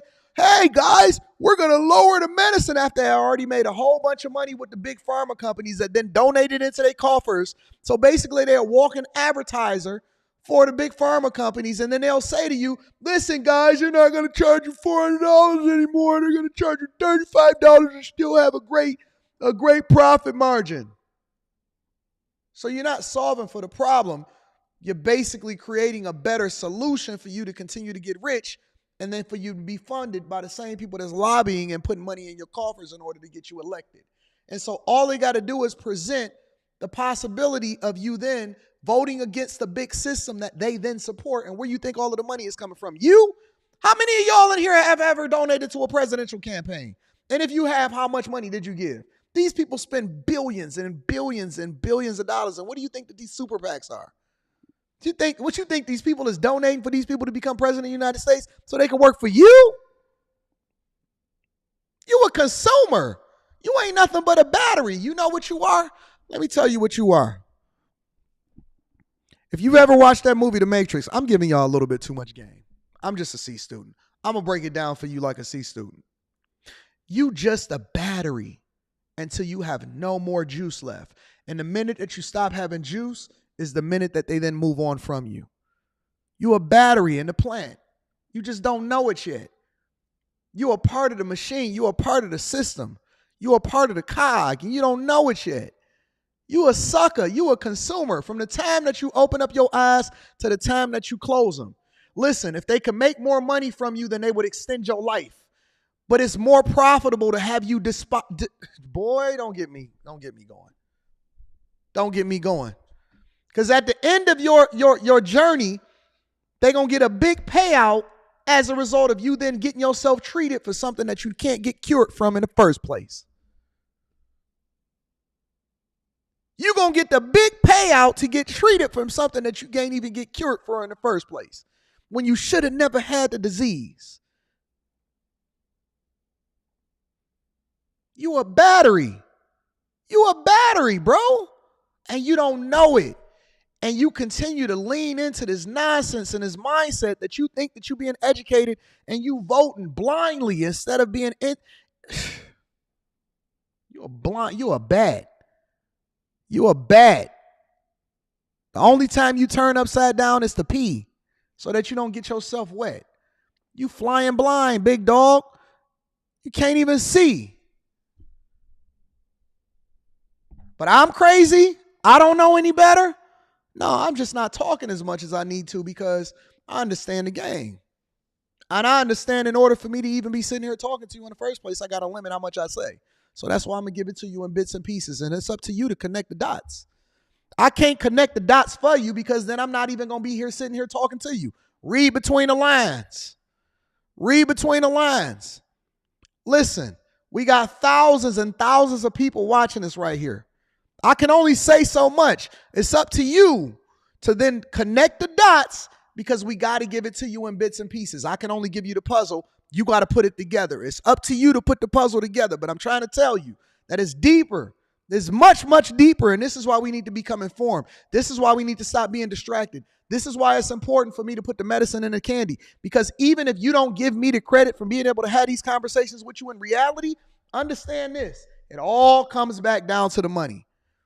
It all comes back down to power. See, when you really get to a certain level, you're going to understand that the money don't even mean nothing. It's not even worth the paper that it's printed on. It's about the power. Because the power is then what controls the money.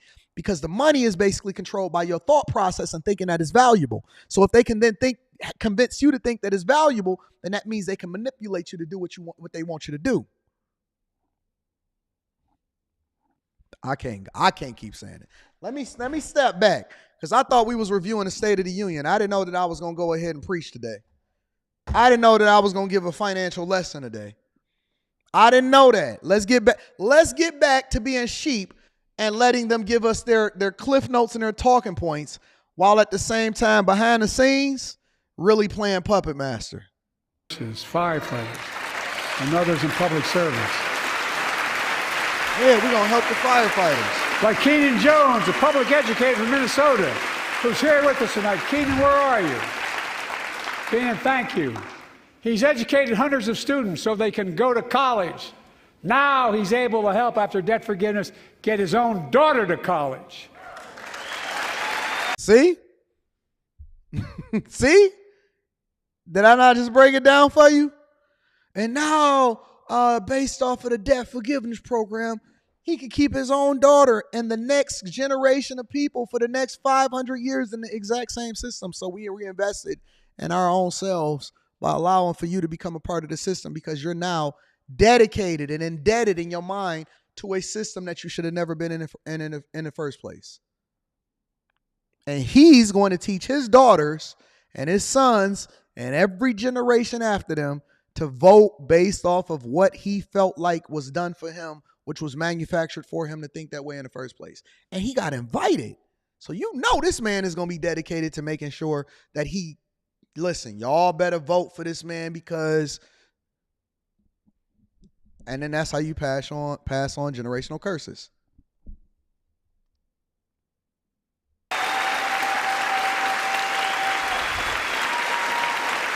And folks,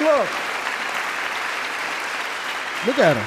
Such relief Put is him on good TV. for the economy, because folks are now able to Lifetime buy a home, moment. start Once in a a business, lifetime start moment. a family. And you see yourself in him. Put him on TV, once in a lifetime moment. Clip it. Make sure you save it. Show this to our grandkids. Biden acknowledged me in the 2024 State of the Union address. And you see yourself in him. And they all applaud each other like sheep. At it, I want to give public school teachers a raise. Yeah!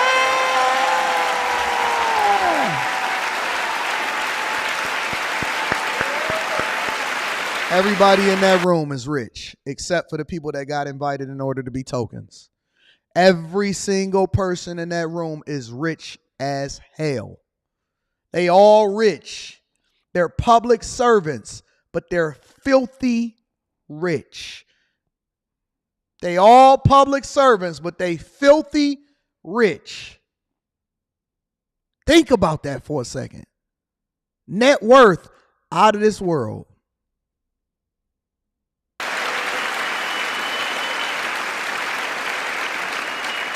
And by the way, the first couple of years, we cut the deficit.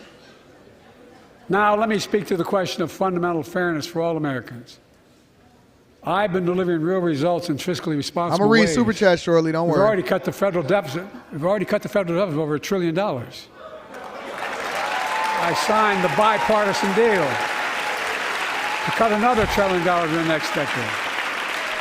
It's my goal to cut the federal deficit another $3 trillion by making big corporations and very wealthy finally beginning to pay their fair share.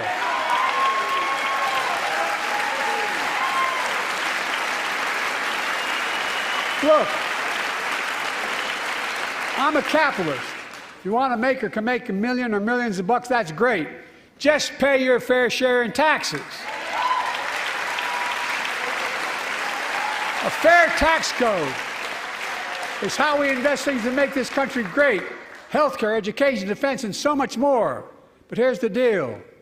The last administration enacted a $2 trillion tax cut, overwhelmingly benefit the top 1%, the very wealthy and the biggest corporations, and exploded the federal deficit.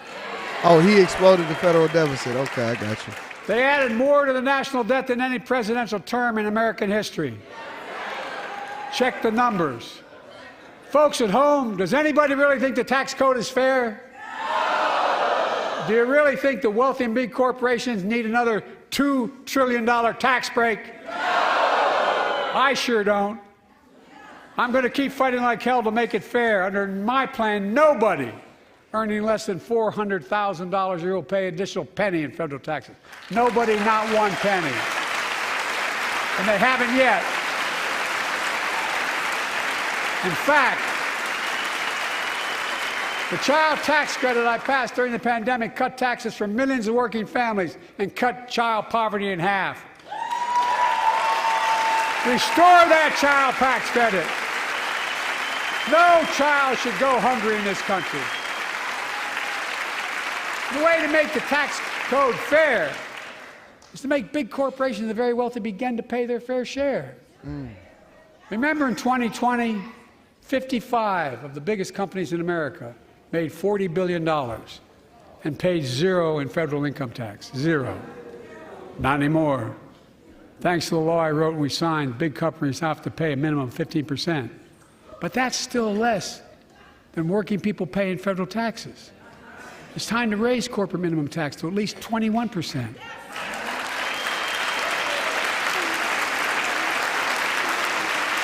So every big corporation finally begins to pay their fair share.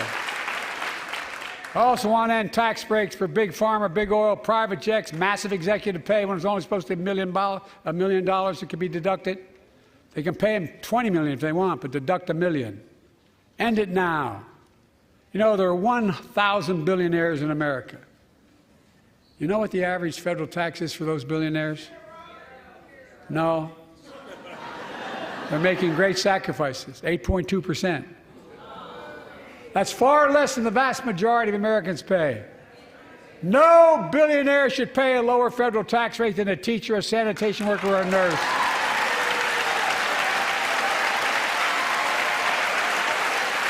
Y'all want me to break down? Do we got the do we got the time? We got the time to be able to break down the tax game? Do we have time? Elon, let me see how much of taxes Elon Musk paid last year. Elon Musk taxes 2023.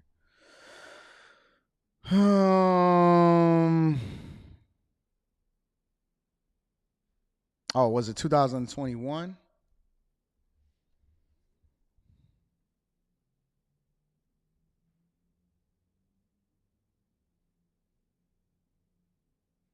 Elon Musk paid a taxable rate for 2021 of about 41%.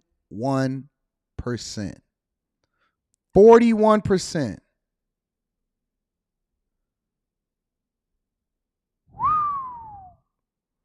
Elon Musk in 2021 paid $11 billion in taxes. One person paid $11 billion in taxes in 2021. I don't care how much money that I made, I would be absolutely, positively pissed.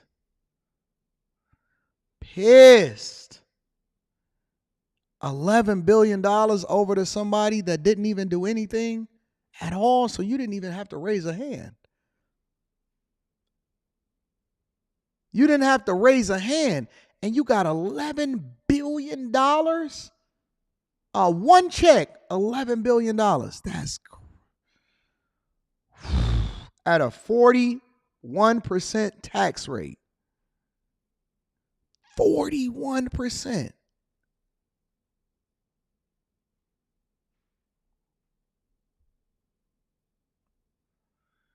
I would just lose my mind on that. And you know what the worst part about it is? I should break this down. You know what the worst part about taxes are? Is that what you don't realize is that it all goes back to the federal government anyway. Okay. I'll give you an example. I'll give you a small example from a C student's perspective. Y'all ready for a quick crash course from a C student's perspective? All right, I'll give it to you. Let's say, for example, you make $100,000 a year, combined household income, right? $100,000 a year, combined household income, I believe is a 22% tax bracket. Let's see. 2023. Yep. For married, actually, you're in the 24% tax bracket. Let me share my screen with you so you don't think that I'm out here finessing you. In reality, you're actually in about a 24% tax bracket. If you're single, it's a 24% tax bracket at $100,000 a year. If you're married, filing jointly, or qualifying surviving spouse, you're in a 22% tax bracket. Okay? So if you make $100,000 a year, let's just assume that you're basically giving away a quarter of everything that you make. Somewhere close to a quarter of everything that you make. So you make $100,000, you're either going to give away $22,000 or $24,000 away to the federal government just for giving you the opportunity to be able to work. Okay? Now that's not assuming that you give away, that you do anything as far as 401ks or anything like that. That's just before you can do anything, give me my money. Now, on top of that, the federal government is also taking out a loan against you. What? Anton, how is that possible? You mean the federal government is also making money on top of me? Of course they are. You know why? Because they ensure that because they want to make sure that you pay your taxes, they're going to take all of their money ahead of time. And then after you file, then they're going to give you a refund. But in the meantime, they've been holding on to all of that money to do what they wanted to do when they wanted to do with it. Okay, cool. Let's continue. You then have to pay what? State taxes? Forget that. We just going to use the flat numbers. So let's say you got $78,000, $77,000 left to be able to do whatever you want to do when you want to do it when you made $100,000 a year. Cool. Now, when you go to the grocery store, you got to pay a 6% sales tax or 8% sales tax or a sales tax depending on where you live. All year long, every time you go to buy groceries, every time you go to buy a product, every time you go out to eat, you're paying an additional 6% sales tax for whatever it is that you purchase. And then you bought a home, right? And when you bought that home, let's assume that you paid for it cash, but you got to pay property taxes. So out of that money that you got left, even if you don't even have a mortgage and you just at the top of the top and you saved all of your money and you wouldn't make this purchase and you paid the 6% sales tax and you paid the money over into the person that sold you the house, guess what? The person that you bought it from or the person that you sent the money over to, they got to pay taxes on money that you already was taxed on because now they're getting income from you even though the money was already taxed when you got it, when you sent it over to the federal government. And then if they go out and purchase goods, then they got to pay a 6% sales tax. And then when they buy a house, they got to pay taxes on the money that you was already taxed on in order for them to be able to do what they want to do. You see what I'm saying? Eventually, it's a zero-sum game because the more money that moves around, and this is the game that the rich people understand that other people don't. See, the black community keeps saying, man, you know how much money circulates in the black community? Well, that's the finesse. It's because the more the money moves, which is one of the reasons that the federal government wants you to continue to spend money, which is why they keep stimulating the economy, the more comes back into their coffers because then you got to pay taxes on money that was already taxed from this person when you decide to do business with them. It's a zero-sum game. So the more that the money moves, the more that it goes back into the coffers. The only thing that they got to convince you to do is two things. A, continue to spend.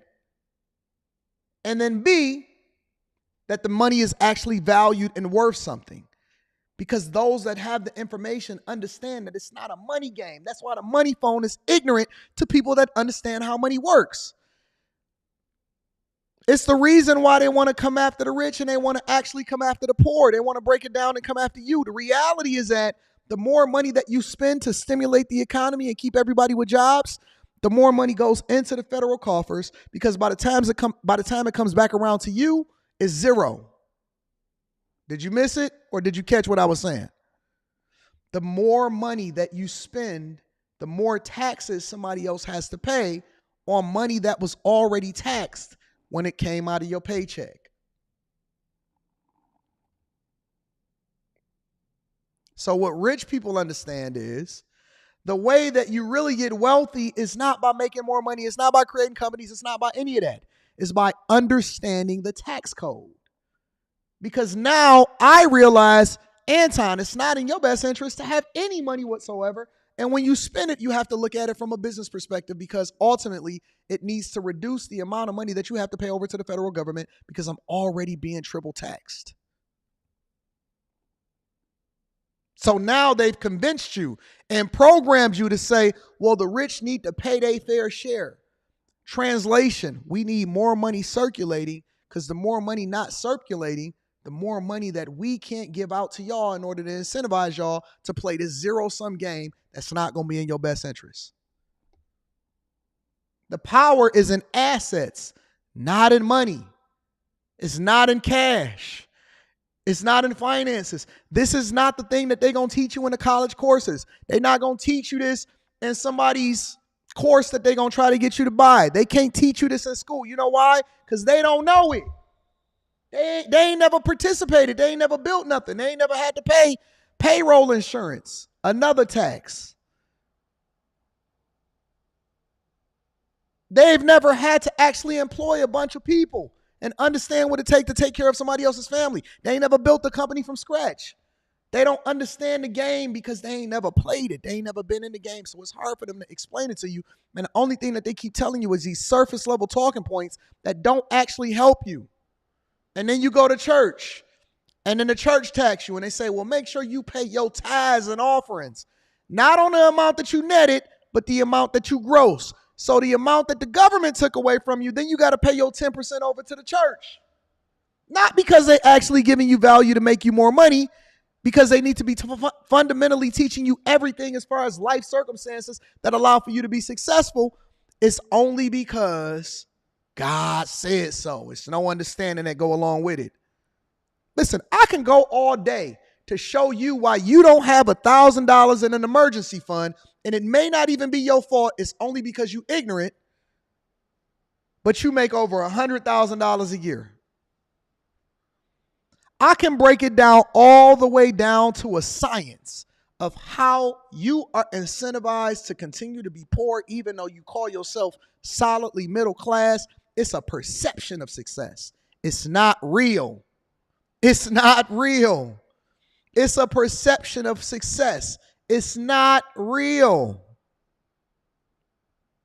It's the illusion of choice in a system that you were born into, that you have no power in because you're operating out of ignorance. Zero power at all.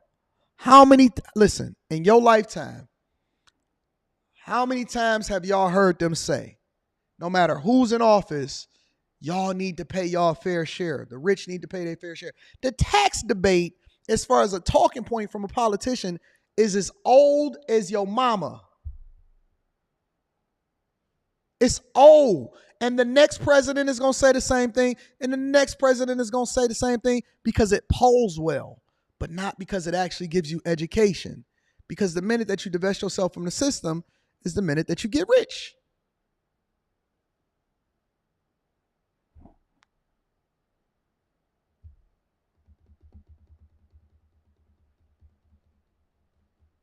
Y'all thought we was just going to break down the State of the Union today? No, we're going to do a masterclass today. We're going to have a conversation today. And you know what's so amazing? It ain't a morning show.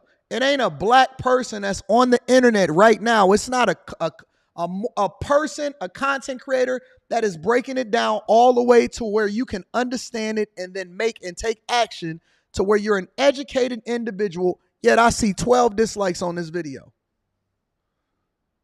Who can give you this level of game?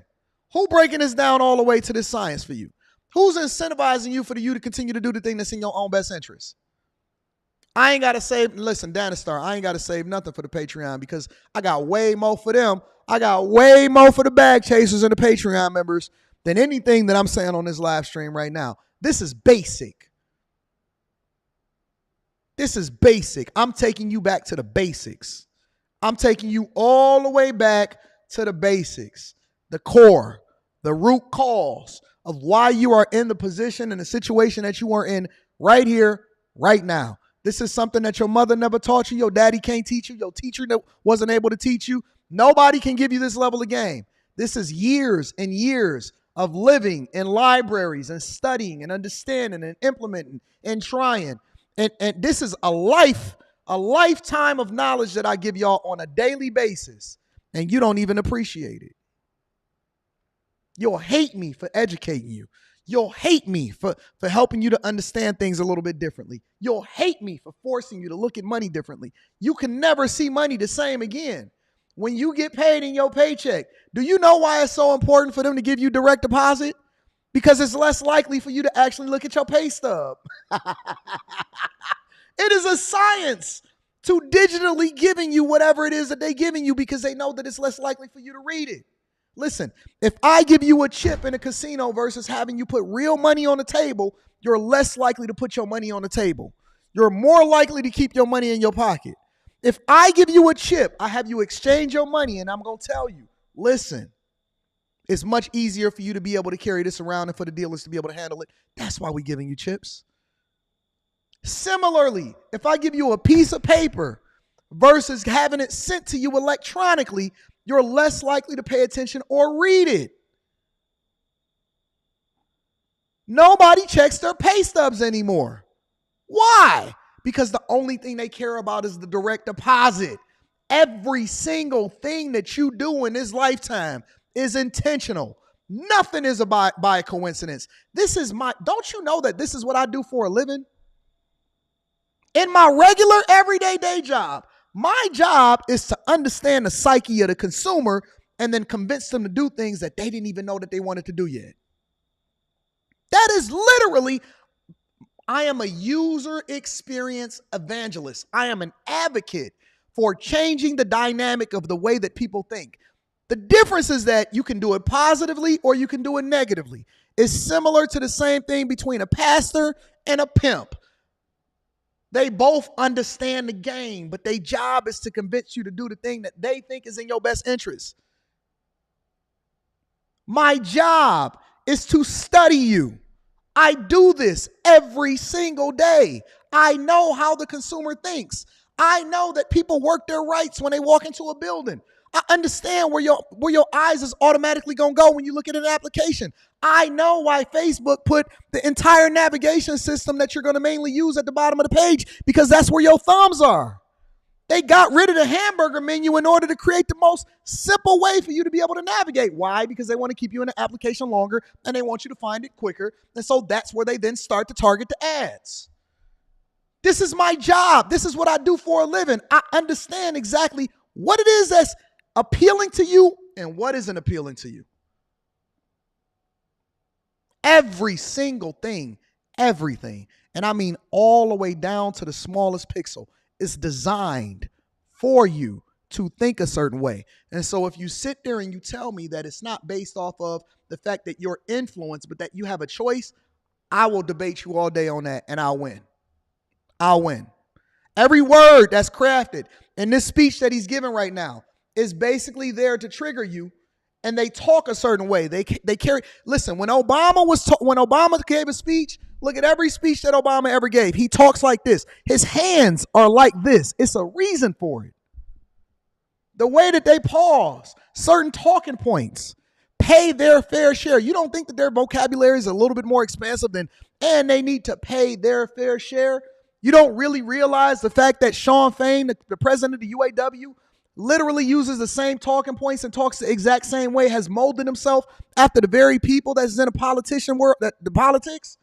He says the exact same talking points because we understand and we know, and it resonates, and they've done studies to know what you respond to. What's your duress language? What triggers you? What causes you to take action? What dumbs you down and simplifies it to prevent you from asking more questions? Everything is programmed. Everything. Everything.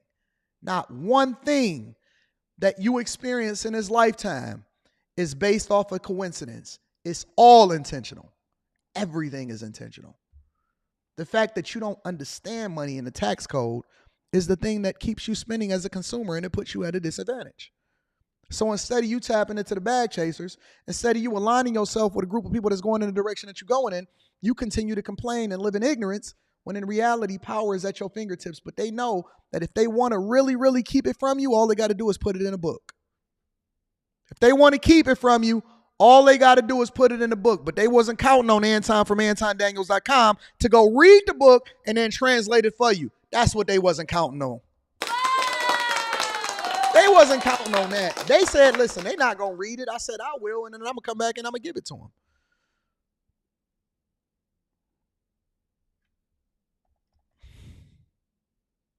Let's continue.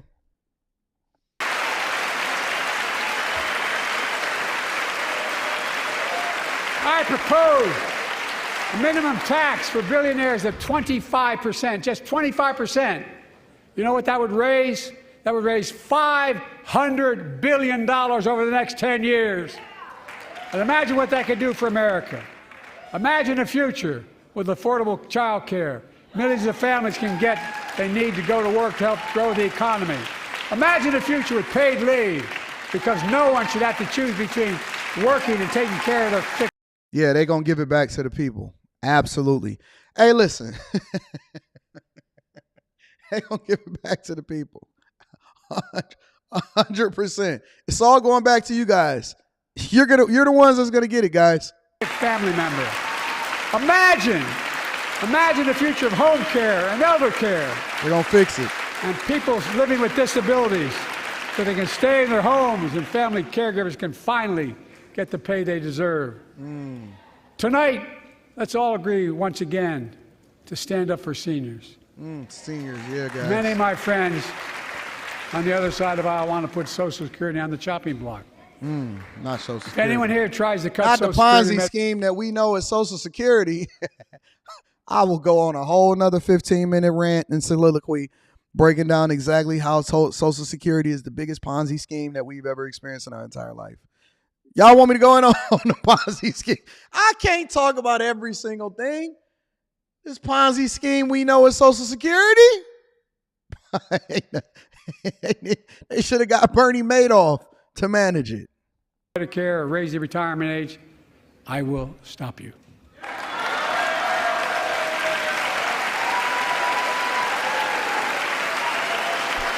The working people who built this country pay more into Social Security than millionaires and billionaires. I'm going to read the super chat shortly, It's not y'all. fair. We have two ways to go. Republicans can cut Social Security and give more tax breaks to the wealthy. That's the proposal. Oh no. You guys don't want another $2 trillion tax cut? I kind of thought that's what your plan was. Well, that's good to hear. You're not going to cut another $2 trillion for the super wealthy. That's good to hear. I'll protect and strengthen Social Security and make the wealthy pay their fair share. Oh, pay their fair. Hold on, look. I'm going to strengthen and protect Social Security, and I'm going to make the wealthy pay their fair share. You're going to pony up, buddy. You're going to pony up, buddy. You're going to pay your fair share. Man, they said fair share at least 70 times in this live stream. You're going to pay your fair share, buddy. Yeah, you are. Yeah. Oh, yeah, and we're going to give it to the people. We're not going to give it to migrants either. We're going to give it to the people. You're going to pay your fair share. And there's no reason why everybody shouldn't be able to pay into Social Security. Don't you know that you pay into Social Security your whole life?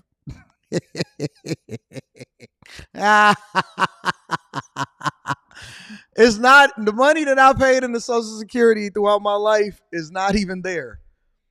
By the time that I retire, if I get Social Security, it's going to have to come on the back of somebody else that come after me to then fund my retirement.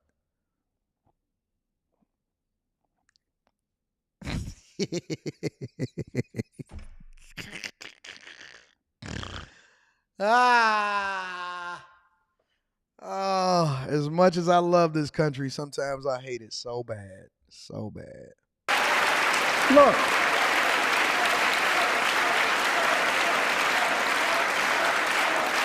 Too many corporations raise prices to pad their profits, charging more and more for less and less. That's why we're cracking down on corporations that engage in price gouging and deceptive pricing, from food to healthcare to housing. In fact, the snack companies think you won't notice Snack companies. if they change the size of the bag and put a hell of a lot fewer, same size bag, put fewer chips in it. No, I'm not joking. It's called shrinkflation. Pass Bobby Casey's bill and stop this. Yo, we talking about passing a bill to where the chip companies can't put chips in smaller bags or put less chips in the bag.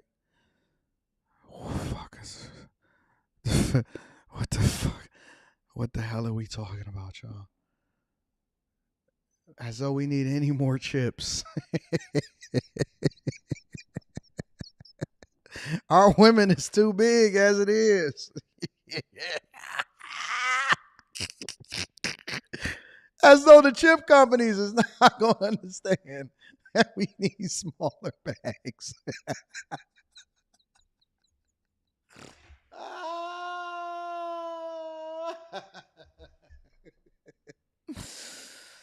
Oh, I thought he was talking about semiconductor chips. He talking about potato chips. Oh, Jesus Christ. What's happening in this life? Are y'all part of the Patreon? Let me read. Let's take a moment. Y'all part of the bag chasers? Not the bag of chips, the bag chasers. Let me read some of these super chats. Gotta acknowledge the people, man, that support the platform. Mr. Lotta's in the building, says, Joe reminds me of Popeye the Sailor Man. Yeah, I used to love Popeye. Eat your spinach. Get an extra amount of strength. Mr. Lotta says he's selling the same student loan lies and people are going to believe him. I know people right now that's going to be like, oh, man, I voted for Biden because he forgave my student loan. What about the fact that your punk ass shouldn't have been in student loan debt in the first place? You know what I'm saying? Knowing you was going into a liberal arts degree and underwater basket weaving degrees. No Hood Rats Allowed featuring Goth Baddie says, about the 2 years, that's for the aliens, not for us. They are allowed to buy a house. Yeah, I seen that legislation. I broke that down the other day. They're allowed to buy a house in Cali or get 2 years rent free in NY and also work for the police and the army. Yep, and you gonna pay for it. Delt Rex says, all we gotta do is become migrants and everything will be free. Think about it, y'all. Glow Hardy is in the building, says they buying your vote. Remember, I said every American citizen is a stock option, AD. No Hood Rats Allowed featuring Goth Baddie says, we're paying stimulus money back with this inflation. Oh, we paying way more than that. D-Rock Den says the State of the Union from a president was the weakest I have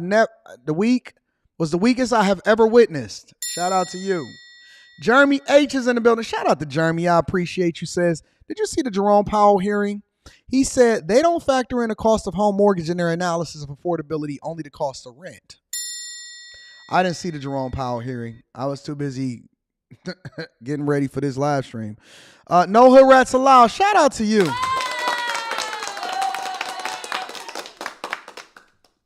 LLC, I see that. They always want you to be scared of something, just like in the 50s. It was aliens during 9/11. It was the Middle Easterns, and now it's people from Venezuela. They always do this. I'm glad I took the red pill 2 years ago. Shout out to you holding me down, Goth. A Man1 says, hold on, let me get that up there. That's the jewel. I'll be teaching, don't I? Tia Marie 2 says, Jay said they called the projects a project because it's a project, an experiment, and we in it only as objects. This is all smoke and mirrors. Everything that's been done from our government is smoke and mirrors. Let me get a round of applause for sister. Mr. AD, do politicians get rich from insider trading or government contracts? Both. If you don't think that they know what's going to happen before it happens, just don't nobody talk about it. You know what I'm saying? Unless you're on a local level, then you're going to get your head cracked in. Enforcer 2K9 says the Matrix was a metaphor for the internet. No, the Matrix was a metaphor for life. A false digital world that we jack into through phone lines created to distract people from reality. It's a metaphor for life. It's just translated based off of how it is that we see the internet. It was a metaphor for life. That's what it really was. Chazy is in a building. Shout out to Chazy. Says they are wanting to tax billionaires on their net worth. Little do they know they'll tax us normies the same. Nope, you're going to pay for more of it. More Than Mellow. Shout out to More Than Mellow. Says started a brokerage account after Stock Club. Shout out to you. Hey, shout out to all of the chasers and the bag chasers and the Patreon members. The Patreon members is in the building running up a bag. J Dub says, so should I contribute the maximum amount to my 401k? I believe it tops off at $23,005 if I'm not mistaken. Yes, but here's the game. Here's the key. First of all, the minimum amount that you want to contribute is whatever it is that they matching at your job because you want to get the free money. The other thing is if you're going to max out to obviously reduce your tax burden, right? Because they can only tax you on your adjusted gross income, which is the amount of money deducted minus whatever it is that you contribute into your 401k and a bunch of other stuff, but I'm not going to get into that right now. Here's the biggest key, and this is the thing that people don't understand. I see people maxing out as fast as they possibly can. Then you miss out on the free money. What you want to do is you want to time it, or you want to actually average it to where you don't max out until your very last paycheck.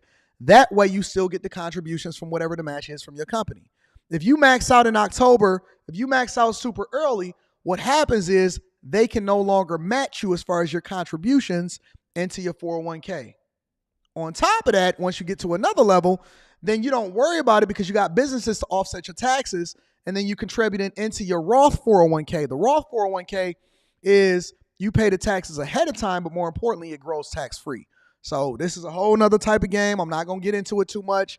Great question, J Dubs. We get into that type of stuff inside of the Patreon. Jay Miller. I'm guessing that's Jay Miller. Shout out to Jay Miller.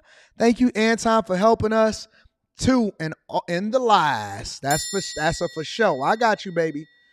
I got you, baby. Anton, thank you for helping us understand the finesse that sheep will always believe. They'll wake up sooner or later, and then that's when they start turning conservative. Vizioso says, Uncle Sam said, what you got on my drink? Friday, boys, Debo style. Salute to you, Anton and TGIF. Thank God it's Friday. Shout out to my people that's out here getting paid on a Friday so they can give their money over to the federal government in taxes. Regime says they sending the DNC flunkies to dislike your video. That's all right.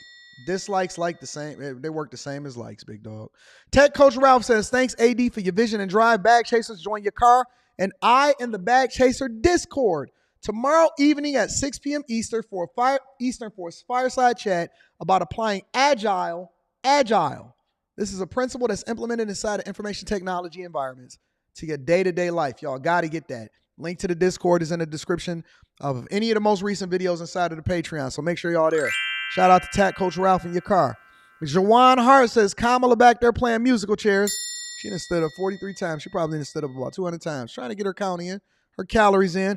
LLC says shrinkflation sounds like a dirty word. Is it just me? Nope. Maybe it's cold. Maybe the water was cold. I don't know. Do y'all want to watch any more of this? Let's see anything else he got to say. Let's see if he say anything relevant. I really mean it.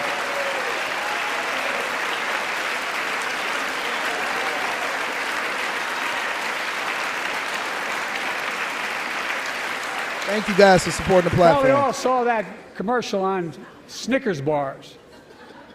You get charged the same amount, and you got about, 10% fewer Snickers in it. Look, I'm also getting rid of junk fees. Those hidden fees at the end of your bill that are there without your knowledge. My administration. I've seen enough. I don't want to see no more of this. Make sure y'all tap into after hours tonight. After hours tonight, we're gonna be jumping, ladies and all your fellas, leave a girl with your friends. As I just try to get jumping. We're gonna be jumping on after hours tonight. It's gonna be popping.